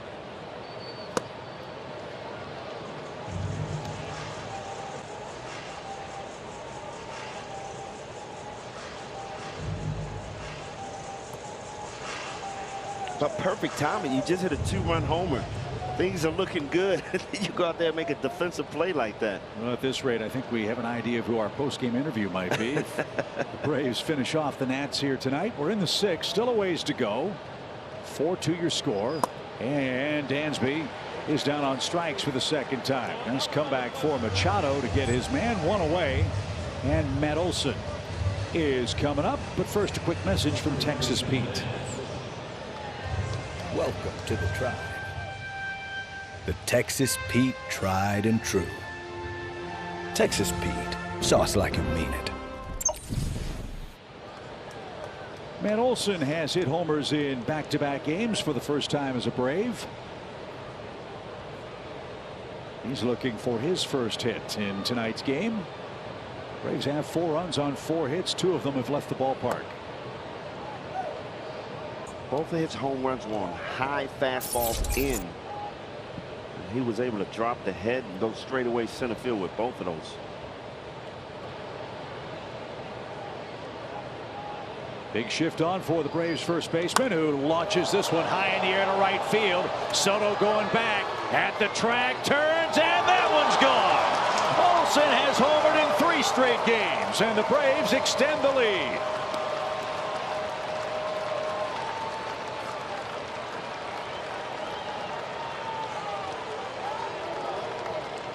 They tried to go up there again, BJ. Big mistake. They didn't watch the Mets series. You can't sneak it by him up in the zone. Wow, he is starting to figure it out. 16th home run of the season. 3 in 3 games in a row. Wow.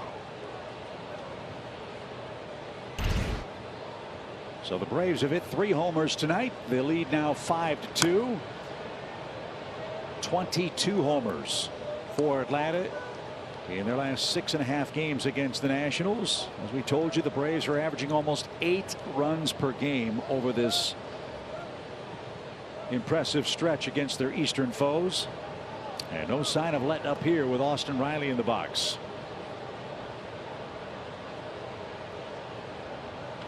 This one is lined to the shortstop, and Austin Riley is the second out. That homer for Olsen. And we told you he's creeping closer to Henry Aaron for the most extra base hits before the All-Star break. That homer pulls him 1 extra base hit closer. Wow, the strategy against Rowley is throw him in. Still don't see how he got his hands in and hit that ball. Line shot to shortstop. Such a good hitter. I think the important thing is we've got to finish these 4 games off strong. I know players see the break coming. They know it's only 4 days away. How hard is that? I mean, it sounds like it's, I don't know, excuse or whatever. But human nature being what it is, these guys have been together since mid-February. Yeah, it's been a grind too. It's been 21 games in a row at one point. On the ground, Bell, nice play. Machado broke late, race to the bag, and Eddie slides and is out number 3. Matt Olson has hit the 3rd of 3 Atlanta homers. This one a solo shot. His 16th. Matt's homered in 3 straight games. It's 5-2 Atlanta. Bottom of the 6th inning.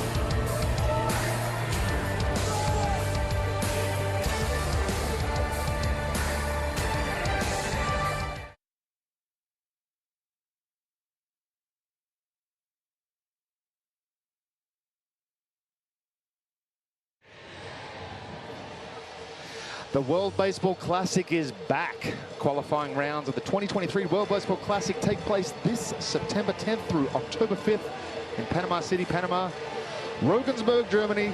For information, visit worldbaseballclassic.com. That is a competition that is near and dear to your heart, right? That is a competition that gave me my chance to be here right now. I would not be here without the World Baseball Classic. Representing Australia. Fans don't know Peter Story. Braves saw him pitching in the games down at Walt Disney World in Orlando, and someone was very wise to sign you, and here you are after a terrific career in the Braves bullpen and other places. Took a 2-week vacation as a pharmaceutical rep and ended up having a 14-year Major League Baseball career. You didn't play baseball in high school then? No, we don't have high school baseball. Right, that's amazing, man. You got a great story, Peter. Can I write your book? It's already been written right now, but you can be in it. Yadiel Hernandez leading off the 6th inning. He's singled and scored one of 2 Washington's runs. Kyle Wright just rolling along. And an extended inning in the 5th inning with 3 hits. But leads by a 5-2 score. Trying to chase down win number 11 in his last start before the All-Star break. And the Braves will be back home after the intermission for the Los Angeles Angels of Anaheim. July 22nd, 3rd and 4th. That's Trout, that's Shohei Ohtani. And that's going to be a lot of fun at Truist Park. The pitch is fouled at the plate. It's 1-2. And just think, he would already be at 11 wins. That rain delay, he was terrific at the 4 innings and couldn't return for the end of that game against the Cardinals. I've forgotten about that. Yeah. 4 innings, and then Mother Nature had a 2.5-hour delay for us. And he was dealing. Pitching great. And pitching great again tonight. 1 ball, 2 strikes. Strike 3 called. Hernandez was frozen. Oh my. What a beautiful sequence. That's his first strikeout, which I think tells you the maturity with which he's pitching. He's pitching to contact in tonight's game, and he's gotten 10 ground ball outs and has only needed 1 strikeout. Yeah, you don't have to strike it. There's been such an emphasis on swing and miss over the last 2 years, but what you're seeing is what can happen when someone has great stuff but wants to be in the strike zone. Into the shift, sliding stop, perfect throw. That takes care of Keibert Ruiz. 2 quick outs. Wow. That's why you want the ball on the ground with this Gold Glove caliber Atlanta defense. And I was about to say that, Chip. When you got a great defense behind you, you don't mind allowing hitters to put the ball in place, not trying to strike everybody out. Just hit your spots. And that's a part of the maturity that we see out of Kyle Wright. You know, you give up 2 early runs, and all of a sudden he just settles in where 2 years ago, give up 2 early runs, you're in panic mode. And in the 2 innings, Brian, that he gave up the 3 consecutive hits 2 years ago, that's 3 or 4 runs, not 1 total in tonight's game. And you see how he's attacking now. He's feeling it all of a sudden with this 3-run lead. Bottom part of the order, trying to get through the 6th inning quickly, get the Braves bats back in play.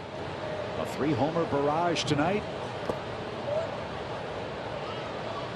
Everything clicking for Atlanta against the Nationals in game 1 of this 4-game series. And the thing that I love about it, he's catching the ball, getting on that mound, and he's going. He's not wasting any time. I feel the rhythm. I'm going to keep the rhythm. Strike 3 right down the middle. Hernandez frozen. 2 strikeouts in a 1-2-3-6 for Kyle Wright. He and the Braves are on their way in game 1.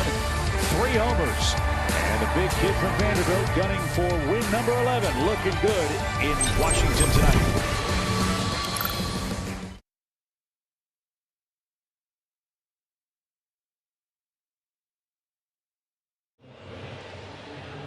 Okay, Trevor, thank you very much. Braves have to just worry about what they can do. Keep pace with the Nets, or the Mets, I should say. 5-2 is our score as we head to the top of the 7th inning. We're all looking forward to Alumni Weekend at the end of July, 29th and 30 through the 31st, I should say. The Diamondbacks are in town. All kinds of great festivities, including the Braves Hall of Fame induction for Joe Adcock, Leo Mazzoni, and Joe Torre. You can find out all the celebratory events that take place online at Braves.com/Alumni Weekend. Braves 5, Nationals 2. Third pitcher is Hunter Harvey. He's out of Catawba, North Carolina, former #1 pick of the Baltimore Orioles, or the Beltway rivals of the National League's Washington Nationals. How about my hometown Orioles? Starting to play some really good baseball. Back over 500. I don't remember the last time they've been over 500. It's been a while for the Orioles. April 8th of 2021. And their 10-game winning streak, Brian, their longest since 1999.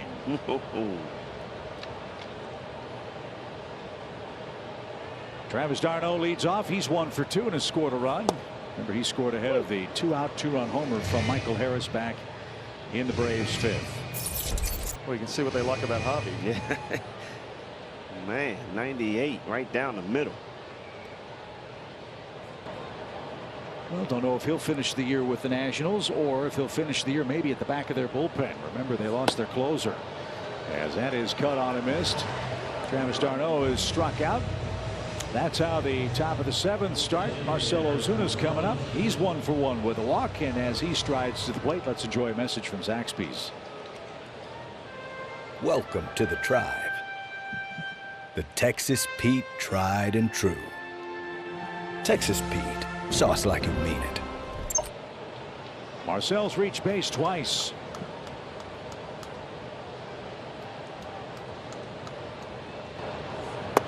And a breaking ball is low. 1 ball, no strikes. If he looks at the bat before, should see a fastball here. Love to see Marcell tee off on it.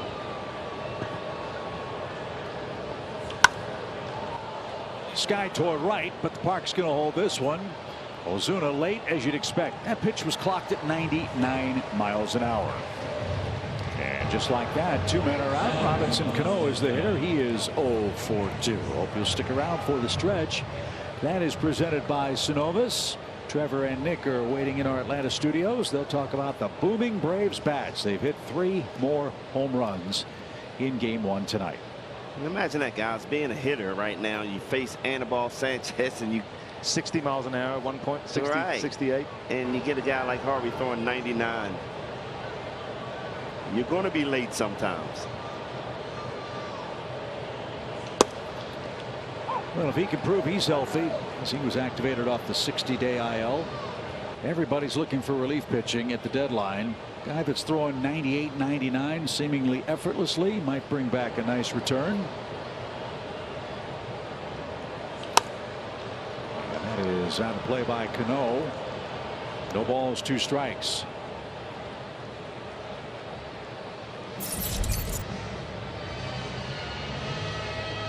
I'd like to see Cano grind out a hit here. Grounded into 2 double plays today. Well, he can't do that here. There's 2 outs. As no swing, 1 ball, 2 strikes. The bottom part of the Nationals orders coming up after the stretch. Kyle Wright rolling merrily along. You'd love to get him through 7. As we said, the Braves starters have struggled to pitch deep of late. This one hit toward left, and Yadiel Hernandez near the line makes the catch, and that will retire the side. Hunter Harvey, an impressive 10-pitch inning. Time to stretch. 5-2 Atlanta. Trevor, take it away. Back in Atlanta.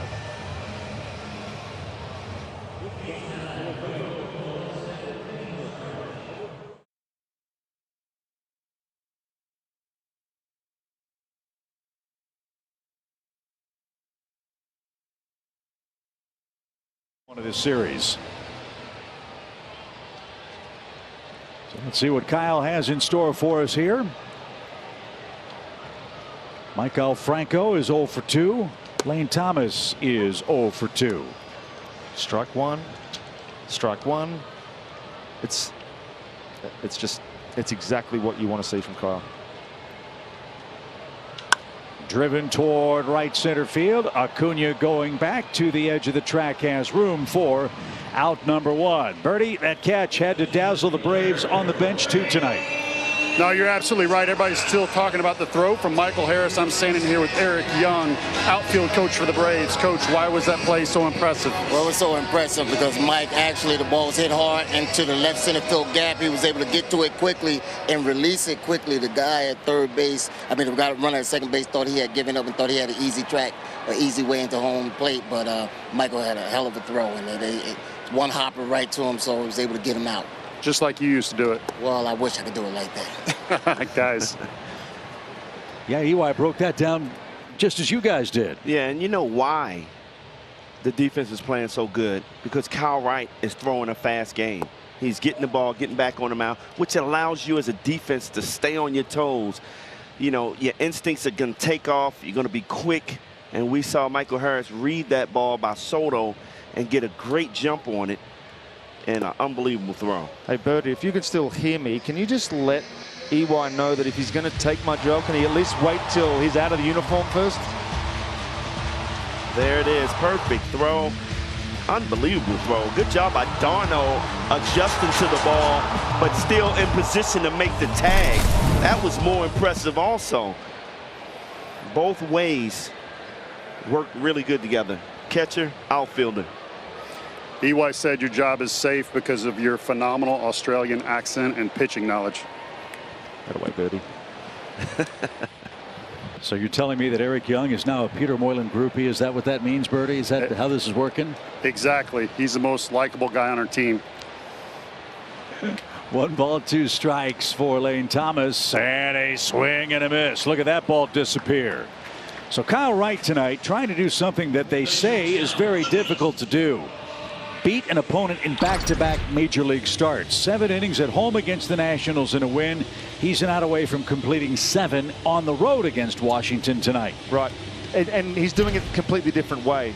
He was on the offensive so much last time that he almost threw too many strikes. He's been able to get the guys to lay off some pitches, swing at some pitches out of the zone because he's throwing pitches out of the zone.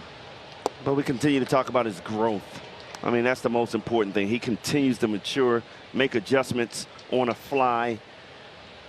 And, you know, at the start of the game, you know, you give up 3 hits in a row, you think he may kind of over-adjust, but he didn't. He stayed within his game, and he continues to throw strikes. And if this score holds tonight, the Braves would go to 13-5 in games started by Kyle Wright. Max Fried and the Braves are 13-5 when he goes to the mound. So when you talk about a club that is developing co-aces, well, if it's Max Fried 1, Kyle Wright might be 1A. As he's got 2 strikes on Garcia, the man erased at the plate tonight, and that just missed. Ball 2. And again, not to get ahead of myself, but when you get to the playoffs, 2, 3 aces, it's going to be real handy. Finish him off here. No drama. With Bell on deck, the pitch. He did exactly that. Kyle Wright is through 7 innings with 4 strikeouts, 11 ground ball outs. A masterful performance in his final game for the Braves before the All-Star break. Atlanta enjoys a 5-2 Game 1 lead.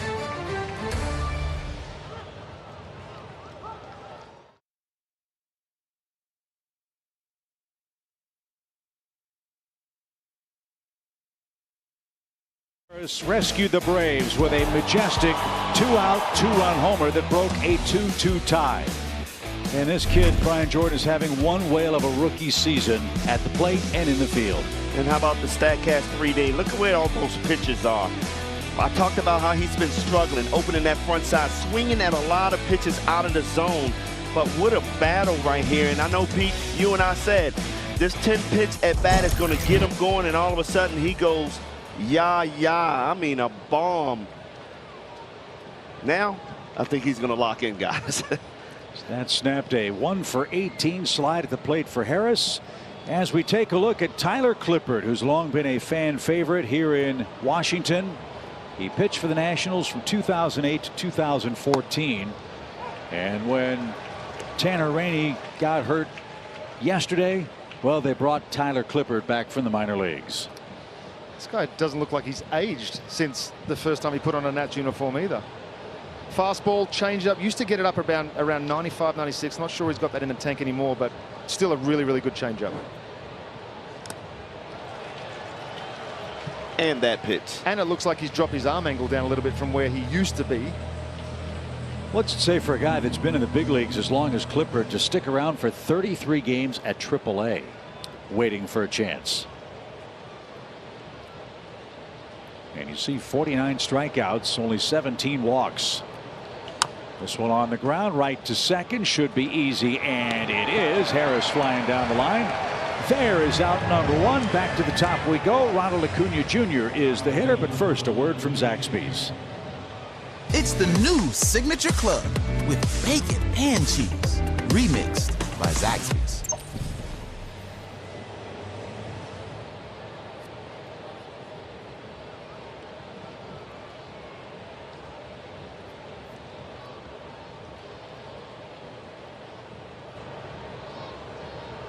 Ronald's 0 for 2, but he scored a run. Got things started for the Braves with a leadoff walk. He stole second, took third on a throwing error, and then came home when Dansby hit a 2-run homer in the first inning.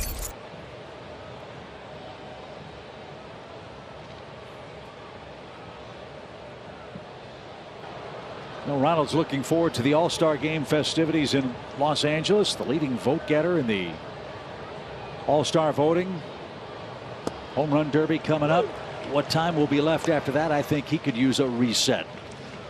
Yeah, and I think, after winning the most votes, I think he put a little more pressure on himself to try to start hitting those home runs that we haven't seen just yet.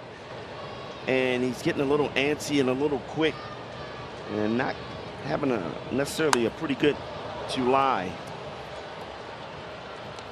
I think we talked about it, Chip. I think he's hitting 257 so far in July, which is a tick down from what we've seen early on in June.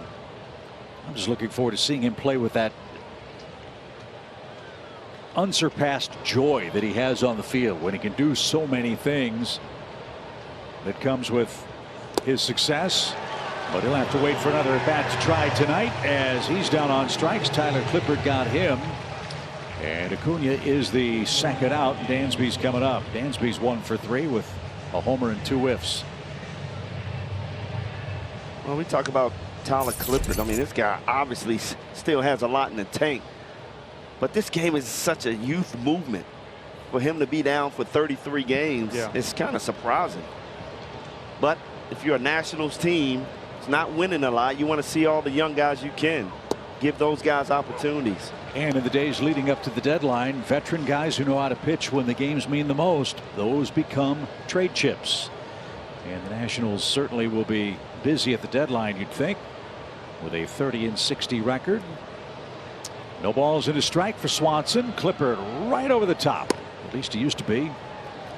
The other reason too is even though you're in AAA with the Nationals, you're still seen by 30 other clubs. So if you have a good month down in AAA, you can get called up just as easily or traded for just as easily from down there. A la Robinson Cano, who's here with the Braves. 5-2 Atlanta in front. Swanson, Harris, and Olson have hit home runs. This one on the ground to third. Franco will vacuum that up, and Bell makes the play at first, and that retires the side in the Atlanta 8th.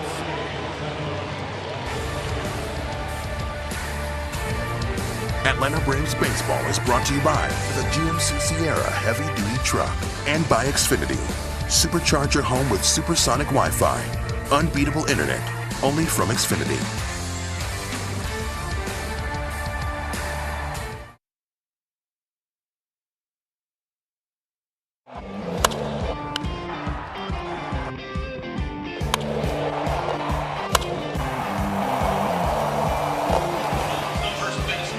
That's our Zaxby's indescribably good play. Austin Riley, hotter than the sun. Check out the numbers.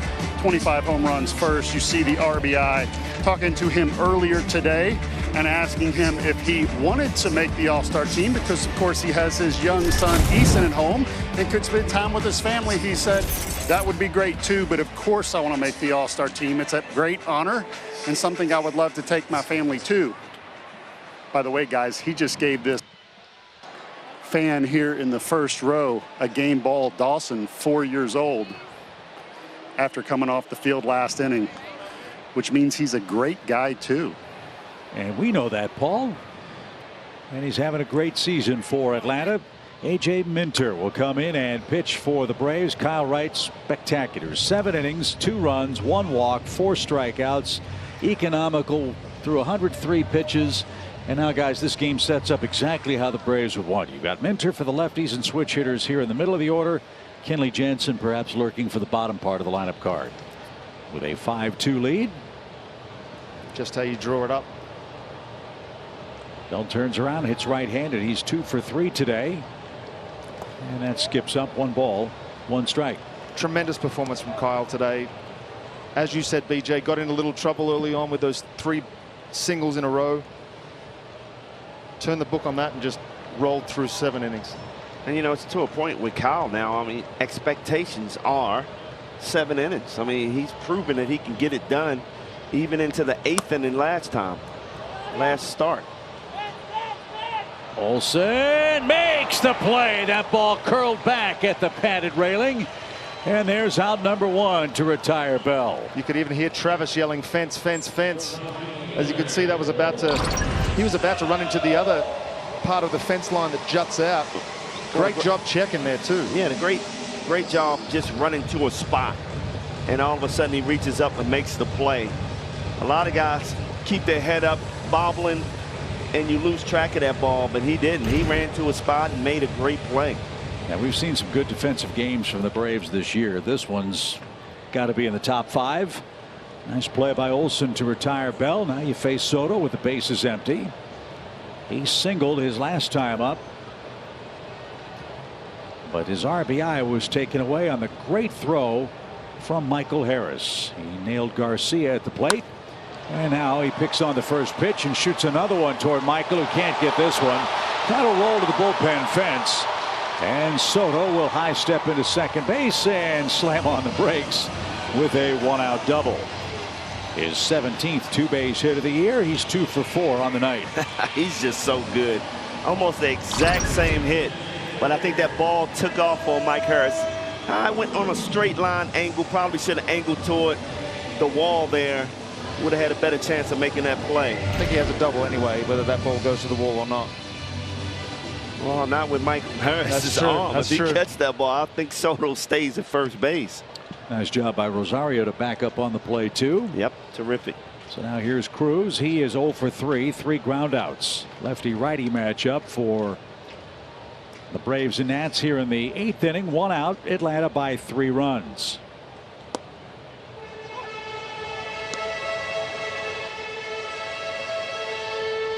And that was a good pitch by A.J. Minter, man. Soto is just that good. And, you know, I was just thinking before that, if you're ever going to challenge Soto, as you know, as a competitor, you're out there as a reliever, you got a 3-run lead. Maybe I'll try and sneak a fastball by him, but no, he just went with a cutter and he drove to the fence.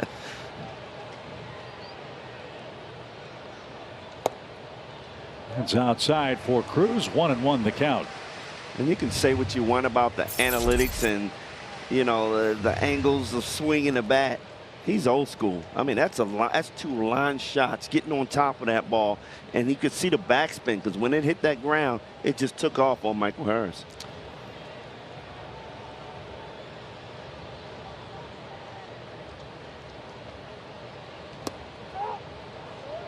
That hitting video that I was watching was talking about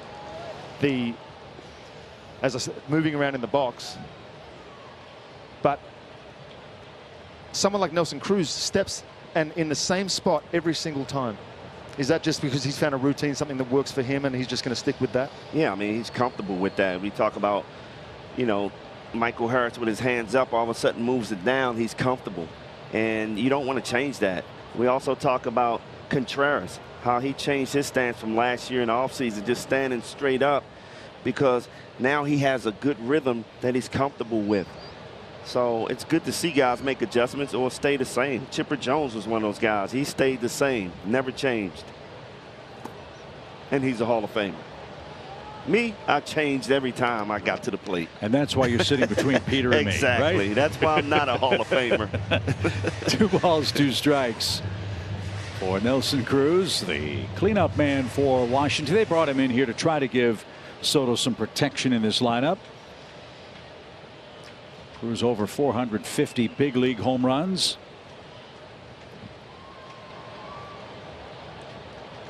Eight this season for the Nationals. Minter with a 2-2 pitch.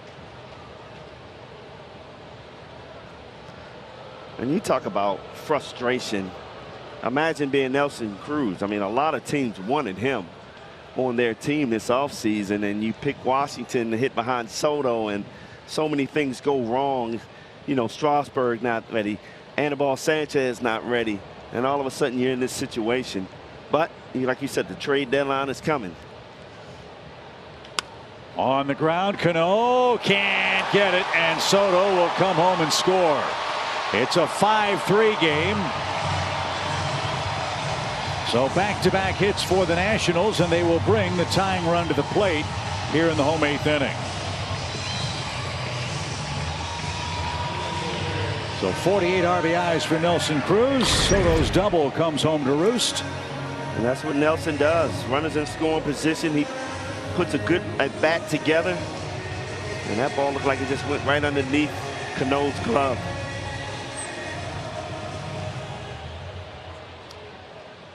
So you still have lefty-lefty here with Hernandez. It's a 5-3 game, double play in order if Minter can get a ground ball. Hernandez scored in the 2nd inning. That is lifted to the left, but that one will reach the seats. It's 0-1. This is the way you start getting nervous. Man on base. 2-run shot could tie this ball game. Close games always seem to come back to the best hitters on the team, right? Exactly. You knew you had to get Soto out at least one more time. Couldn't here in the 8th, and that cost AJ a run. But you're a ground ball away from sending this game to the 9th with the lead. It's 5-3. And the pitch. Good take. 1 ball, 1 strike. Peter, you want that pitch right there, don't you? Every single time, and I think AJ did too. Fouled it off. He swung at that first pitch.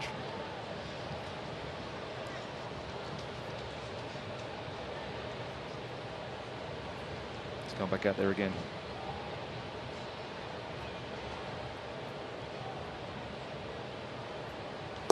In under his hands. 1 ball, 2 strikes.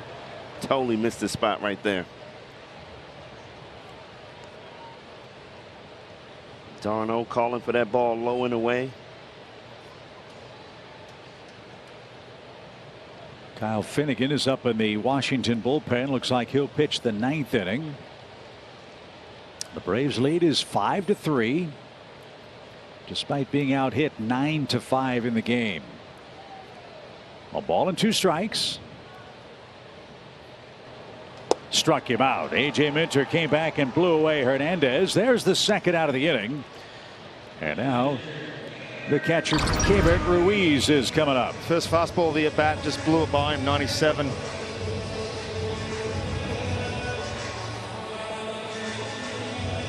Just looks like it comes out from behind his earlobe. Up shoot, no chance. Well, be wary of this man. He's singled, walked, and grounded out. He had 3 hits against the Braves back at home.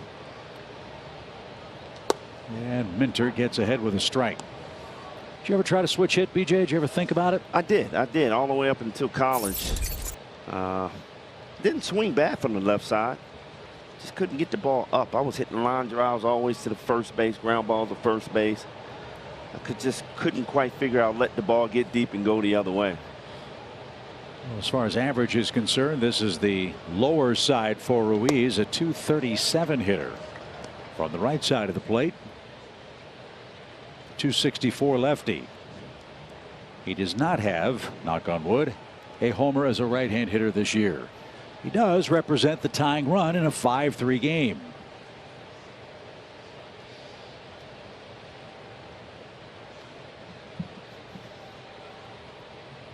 The pitch is low. Ball 2. That's the pitch that AJ's relied on pretty heavily in this nice run that he's been having, especially against right-handed hitters. He goes to that changeup often. Just hasn't been able to locate it today.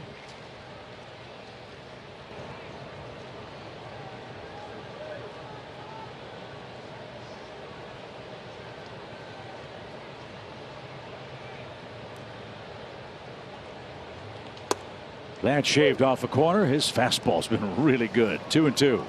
Good job by d'Arnaud framing that ball.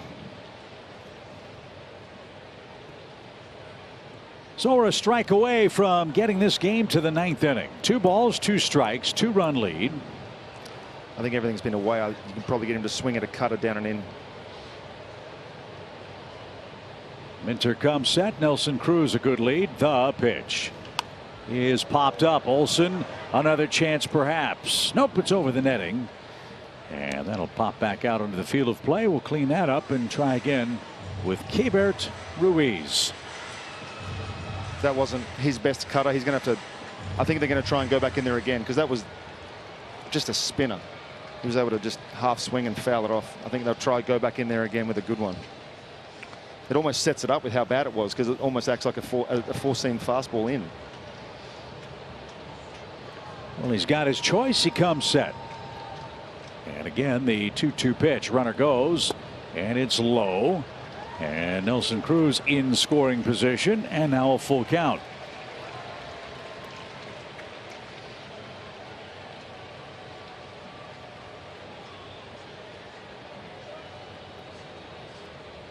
So the Braves concede the base.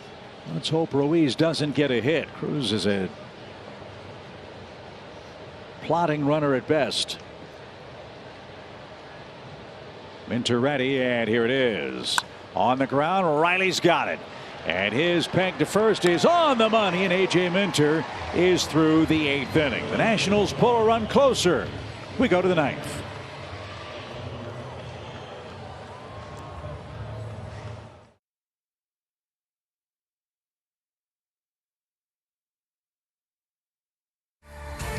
Atlanta Braves Baseball is brought to you by Toyota. Visit your local Toyota dealers today. Toyota, let's go places. And by the Georgia Lottery. Today could be the day.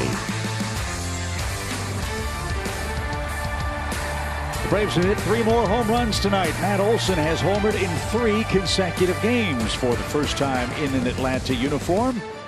With a 2-run lead, let's see if Matt can go deep again against Tyler Clippard as we've reached inning number 9.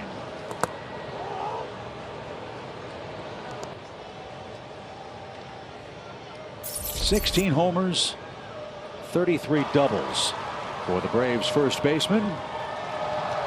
They play him as a dead pull hitter. A lot of room on the left side of the infield if he goes that way. Instead, he pops it up where Lane Thomas will come charging in and says he's got it. And there's out number 1 as Austin Riley stands in. Here's a quick word from Delta.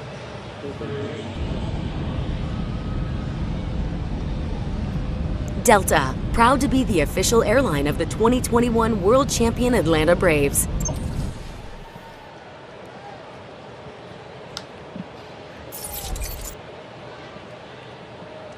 Austin is 0 for 3 in the game. He's trying to extend his hitting streak to 10 games. Needs a knock here to do that. And that's outside. Boy, you talk about efficiency on offense, guys. 5 hits, 5 runs. Thanks to those 3 homers, 2 of them 2-run blasts for the Braves. I'm sure there's some former Braves watching that played with me back in the 07 to 11, 12 days, and we used to watch Tyler Clippard just lull people to sleep from the bullpen with that changeup. He's been doing this for such a long time to the Braves. You just sit there from the side view as a pitcher. You'd think, how can you not see that? Well, as we talked about earlier, this might be the new 98. Guys that throw, I say this respectfully, below hitting speed, right? Yep. Well, strikes have become so, I keep saying this all the time, but they've become so key again. Free base runners are just the last thing any pitching staff wants. So you want to attack. You've seen how successful Kyle's been throwing strikes the last 2 outings. Yeah, he's given us some hits, but as far as efficiency goes and getting deep in ball games, it's exactly what you need to do. 3 balls, 1 strike for Riley with 1 out in the 9th inning. And that's fouled off his foot. That didn't feel good. Full count. Look, strikeouts are great. I know they're important, especially in postseason play. But if you can get outs 1 or 2 or 3 pitches into a sequence and use your infield, that is going to make your appearance a lot longer and takes pressure off your bullpen, Peter, because you're throwing 80 pitches instead of, say, 110. Yeah, they've sort of switched the pitching arsenal from a reliever and forced it into the starting rotation. Guys are just having to go as hard and as long as they can with, honestly, really powerful stuff. Anywhere from, guys are averaging fastballs now up to the 96, 97 miles an hour as starters. That was a bullpen guy for the longest time. Just with the increase in analytics and being able to read and being able to change and being able to see what works and what doesn't work as far as spins and all that sort of stuff's concerned. Riley shoots this one toward right center field. Late break by Soto, and he can't get it. It's off his glove. And Riley is aboard. We'll see how that is scored. Soto had a long way to go. Riley's hoping for a hit. That would give him a 10-game streak. And he's aboard, and it looks like that's going to be an E9. That's a tough error. Yeah, that is. He had to stretch out and reach for that ball. On a run, your head is moving.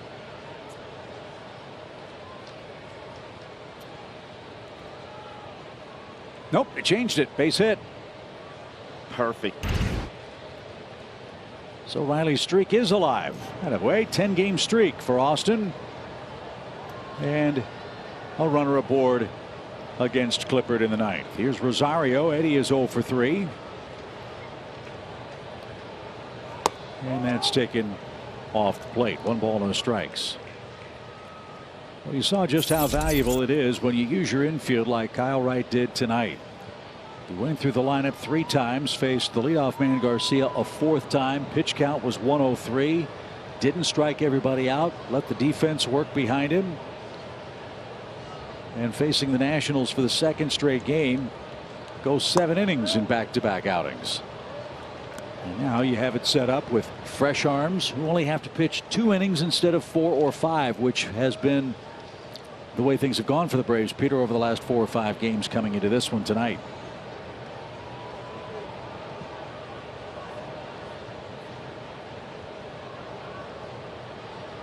Two balls, no strikes.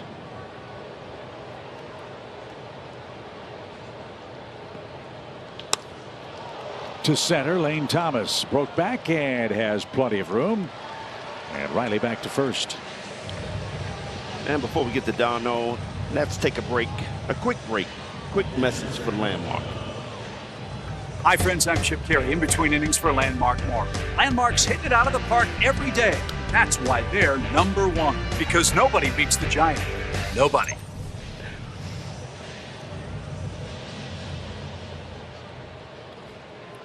Runner at first, 2 outs for Darno. He's 1 for 3 and scored a run. Kenley Jansen is up, it appears, in the Atlanta bullpen. He'll have the lower third coming up for the Nationals in the 9th. As that's taken low, ball 1. I asked the question earlier how Anibal Sanchez may have increased his velocity at his age, and I think I'm going to answer my own question. It's with the new ability to read spin efficiencies and pitch efficiencies and fastball efficiencies and movement efficiencies. That fact that you can now read that and adjust your pitches means you can increase velocity. This ball is hammered towards center. Lane Thomas is over. He's got it. And Tyler Clippard back in Washington. 2 scoreless innings. But we go to the bottom of the 9th.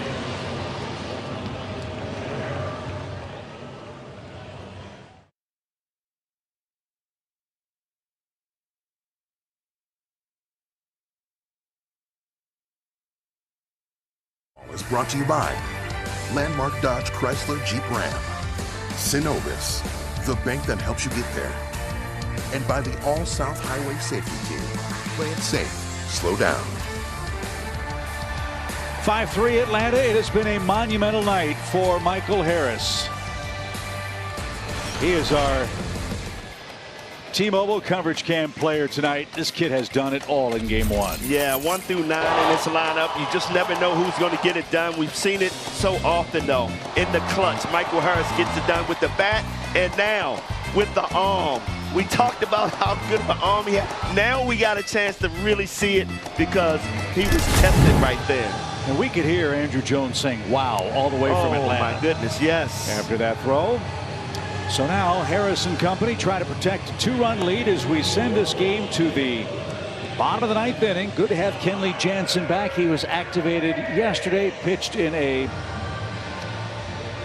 low leverage situation just to get his feet back on the mound. And now he's got a 2-run lead with the 7, 8, 9 hitters coming up, Peter. Exactly. He's prepared himself over the last 2 weeks for this moment. We've seen him go through the rehab process. We saw him yesterday be really good. Let's see how he goes on back-to-back days. And you said it yesterday. I mean, the fact that he was just on IL for what, 2 weeks. 2 weeks. Yep. You know, he didn't lose a lot. That's right. And man, he looked good yesterday. As he finished his warm-up tosses, as you see Orlando Arcia checking in at second base for Atlanta, they have a bullpen cart here, and it was stationed outside the bullpen gate just in case Kenley wanted to take a ride in on the golf cart. He didn't. He jogged in, which is his customary routine, as he delivers a strike to Cesar Hernandez, and the bottom of the 9th inning is underway as Kenley Jansen is looking to save it for Kyle Wright. Now I gotta ask you, Peter. Sure. If you were pitching today, yes, and you had that golf cart come up when you're gonna come, would you jump in the golf cart? Oh man, I look. As far as probably now, yes, would be my short answer. But as far as a routine goes, you know, if you've done something for so long, be it walk in and jog into your pitching mound, sitting there, you don't get the same sort of blood flow. You don't get the same sort of pump. You don't get the same adrenaline. You're not doing the exercise. No, it's not exercise, but for a slightly larger gentleman like myself, it can be a long run from the bullpen. But I mean, you're on the golf cart and you're waving at the fans as you're going out there. I don't know that you'd be waving at the fans as you're about to come in and close a ball game. You know what you do? You have the driver do donuts. That'll get your heart rate up, won't it? Oh, the fans will pump you up, man. You'll be ready to go. They do anyway when you're running. You don't need to be sitting there looking at them. You can't see them, though, when you're running out there on the mound. You don't even see them? You don't need to. Oh, I'm so man. locked in. 1 ball, 2 strikes for Cesar Hernandez in the Nationals' 9th.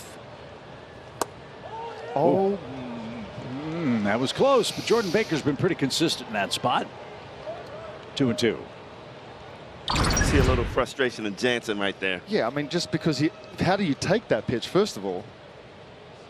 That's another one of those that there was no space between the box and where the baseball crossed the plate. So finish him here with a 2-2 count. Nope, full count, 3-2. Good velocity on that though, 95.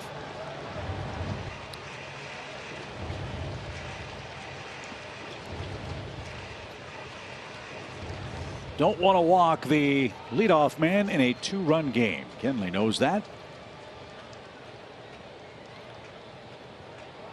His last save was June 25th against the Dodgers. Of course, because of the 2-week stint on the IL. Pitch. And that got a big piece of d'Arnaud behind the plate. Fouled away, and we'll try again.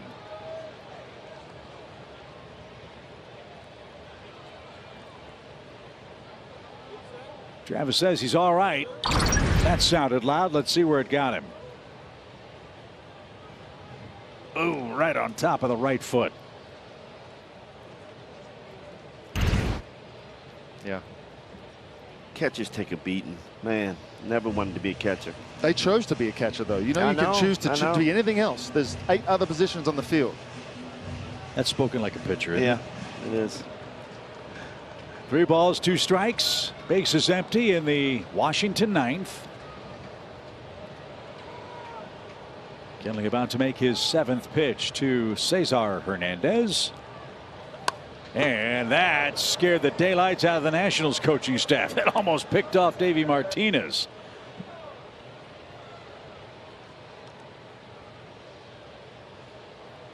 That was coming in hot. Luckily, it deflected away. Big pitch. Need to get this out. First out, really important.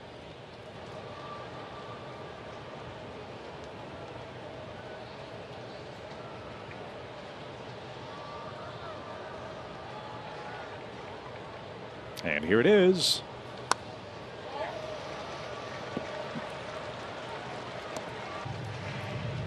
This is where the battle of attrition in the 9th inning of a 2-run game can create its own set of storylines in a big series. Don't want Jansen to pile up too many pitches. Right. You'd like to use him tomorrow if needed. And he's about to make his 9th with nobody out. And again, the payoff. Struck him out outside corner, top of the zone. And Hernandez caught looking. A big look back at Jordan Baker in disagreement, but his opinion doesn't count. There's the first out. It was a strike. Missed his location, but it ended up being a strike. I really like the fact that he called that, because he didn't call the one inside that was just off, obviously.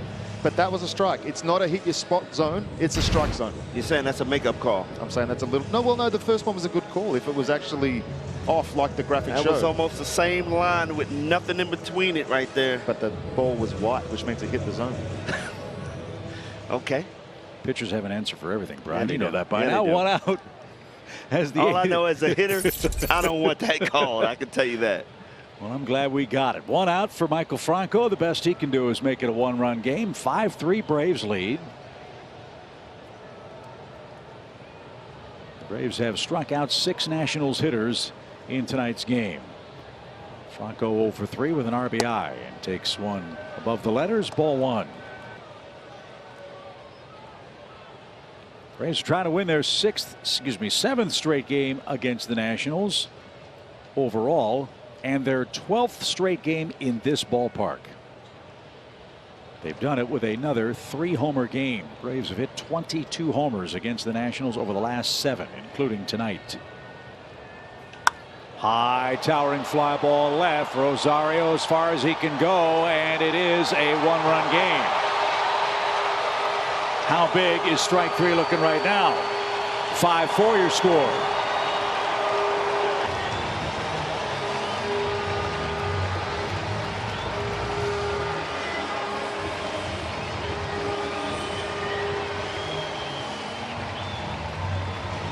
Well, Franco did not miss that pitch. Ball up in the zone, something that Franco can handle. And we've seen this too often from this guy. Yeah, that was a cutter that didn't quite have the same amount of cut as we're used to seeing. And he looked to put a lot of backspin on that ball. That thing looked like it went straight up and then straight out over the Braves bullpen. So we've got a 1-run game. It's 5-4. Lane Thomas stands in. There's a better pitch. Strike one. It's like I said earlier, these Nationals, they never go away. It's never an easy game.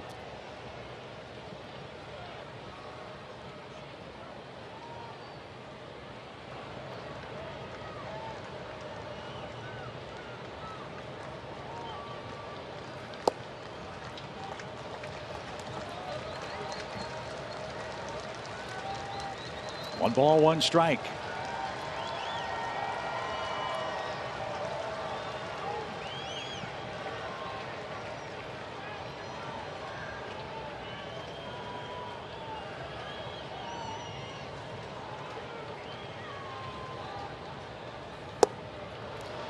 Another one of those, we might be in business. 1-2 for Lane Thomas,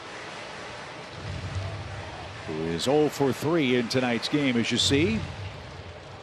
Kyle Wright struck him out in his last inning. That was the 7th. He was the 3rd of 4 strikeouts Kyle recorded tonight.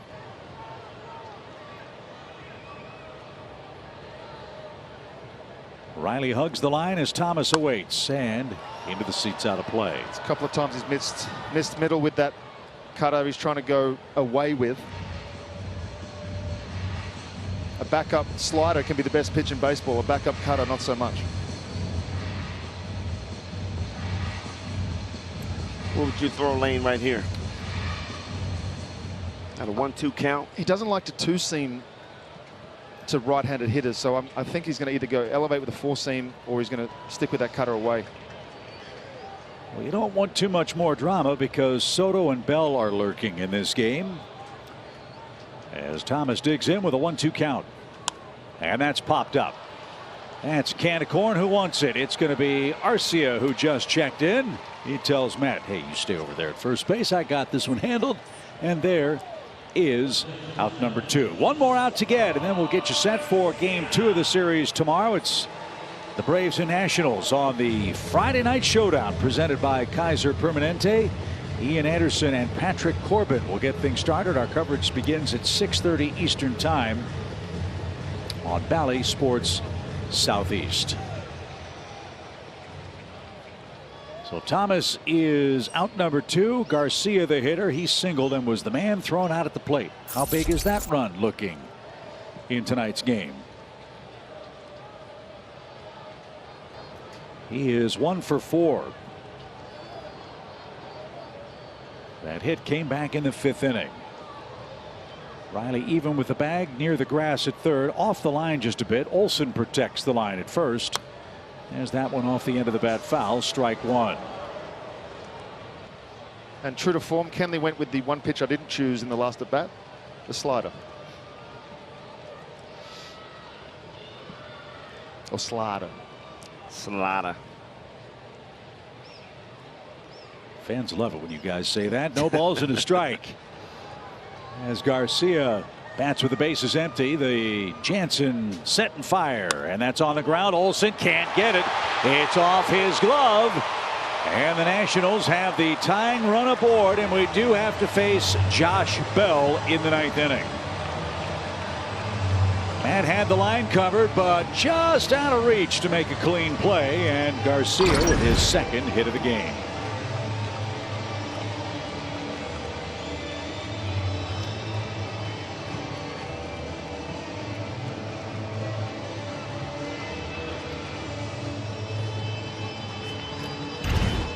So again, you got to face Bell. Bell homered in the 1st inning, singled in the 5th inning. That was batting left-handed. He popped out in the 8th inning right-handed against A.J. Minter. But now he has a chance to at the very least tie this game, or with a long home run win it. We don't want that.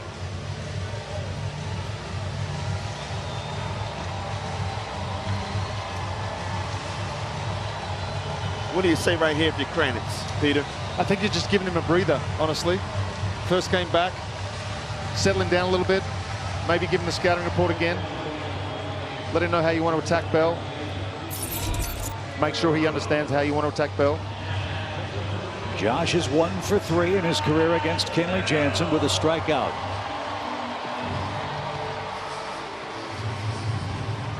It's really important to get ahead. Strike one can change the whole at bat. If you can get ahead, get to 2 strikes. You don't want to make a mistake on Josh Bell. Victor Robles has great speed. He's the pinch runner for Garcia. Braves playing no doubles. They've got a shift on with Arcia in shallow right.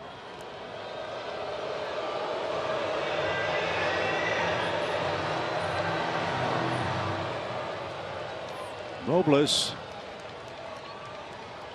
is 9 for 9 in stolen bases. Easier to score him from second than first, but there are 2 outs. There is no margin for error. Yeah, I don't think you want to take a chance and steal a base here. He's got a big lead.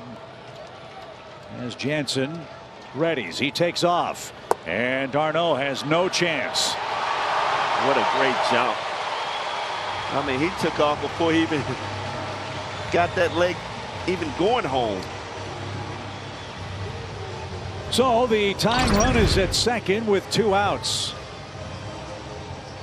Robles with his 10th stolen base. That was as easy as they come. No throw.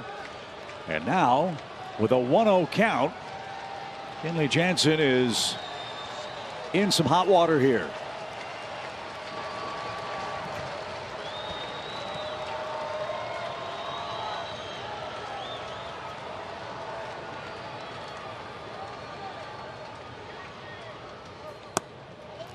You don't want to walk him because you've got Soto waiting on deck. And all of a sudden, Kenley up to 20 pitches. There's nobody up in the Braves bullpen. This is Jansen's inning. He needs 1 more out to put the Nationals away, but they're not going quietly here in the 9th. A homer, a single, a steal, and now a 2-0 count for Josh Bell. This is a hitter's count. You know Josh is going to be looking to swing. Perfect pitch. But great take too. You're not going to swing at that too low. You're looking for something up, something you can drive. Kenley makes a perfect pitch. As I said with Bell, all those double plays, best he does with that is hit it on the ground someplace. So Kenley trying to get back in the count, still behind, 2 balls and a strike. Swanson creeps toward Robles to keep him close. The pitch over but low. 3-1.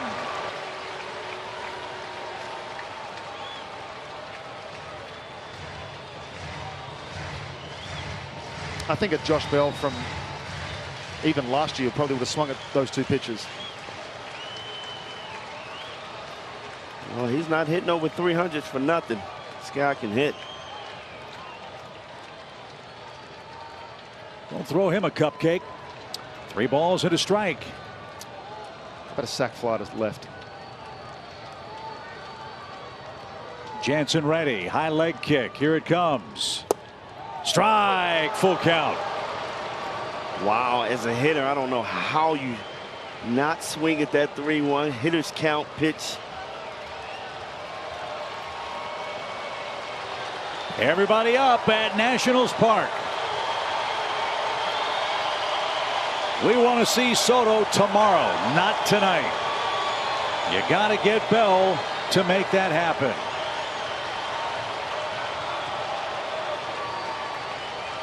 Jansen's ready. And the payoff pitch. Here she comes. Struck him out. Bell swung at ball 4, and the Braves hang on and win 5-4 in game 1. What a terrific game. Give Michael Harris all the credit in the world. He was struggling coming into this game, swinging the bat. He comes through with a huge 2-run home run, and then the defensive player of the year, throwing out Garcia at the plate. And Kyle Wright, Peter, just continues to get it done. Kyle Wright backed up last week's the last game against the Nats with another absolute gem. Efficient, low strikeouts, ground balls. Exactly what you want to see from Kyle. Kenley Jansen, welcome back. Got this thing off the right direction. Braves have won 12 straight games at Nationals Park. They beat Washington for the 7th consecutive time overall with 3 home runs. Kyle Wright, Kenley Jansen, and A.J. Minter get it done for the Braves at the start of this final series before the All-Star break. Wow, what a night! And we'll get things started tomorrow with Game 2. Ian Anderson is on the mound. Our coverage starts at 6:30 on Bally Sports Southeast. For Paul Bird, Peter Moylan, Brian Jordan, and our great Bally Sports crew, I'm Chip Carey. Wow, what a fun night in our nation's capital. Braves 5, Nationals 4. I'm Chip Carey, inviting you to stick around for Braves Live, presented by Xfinity. That's next.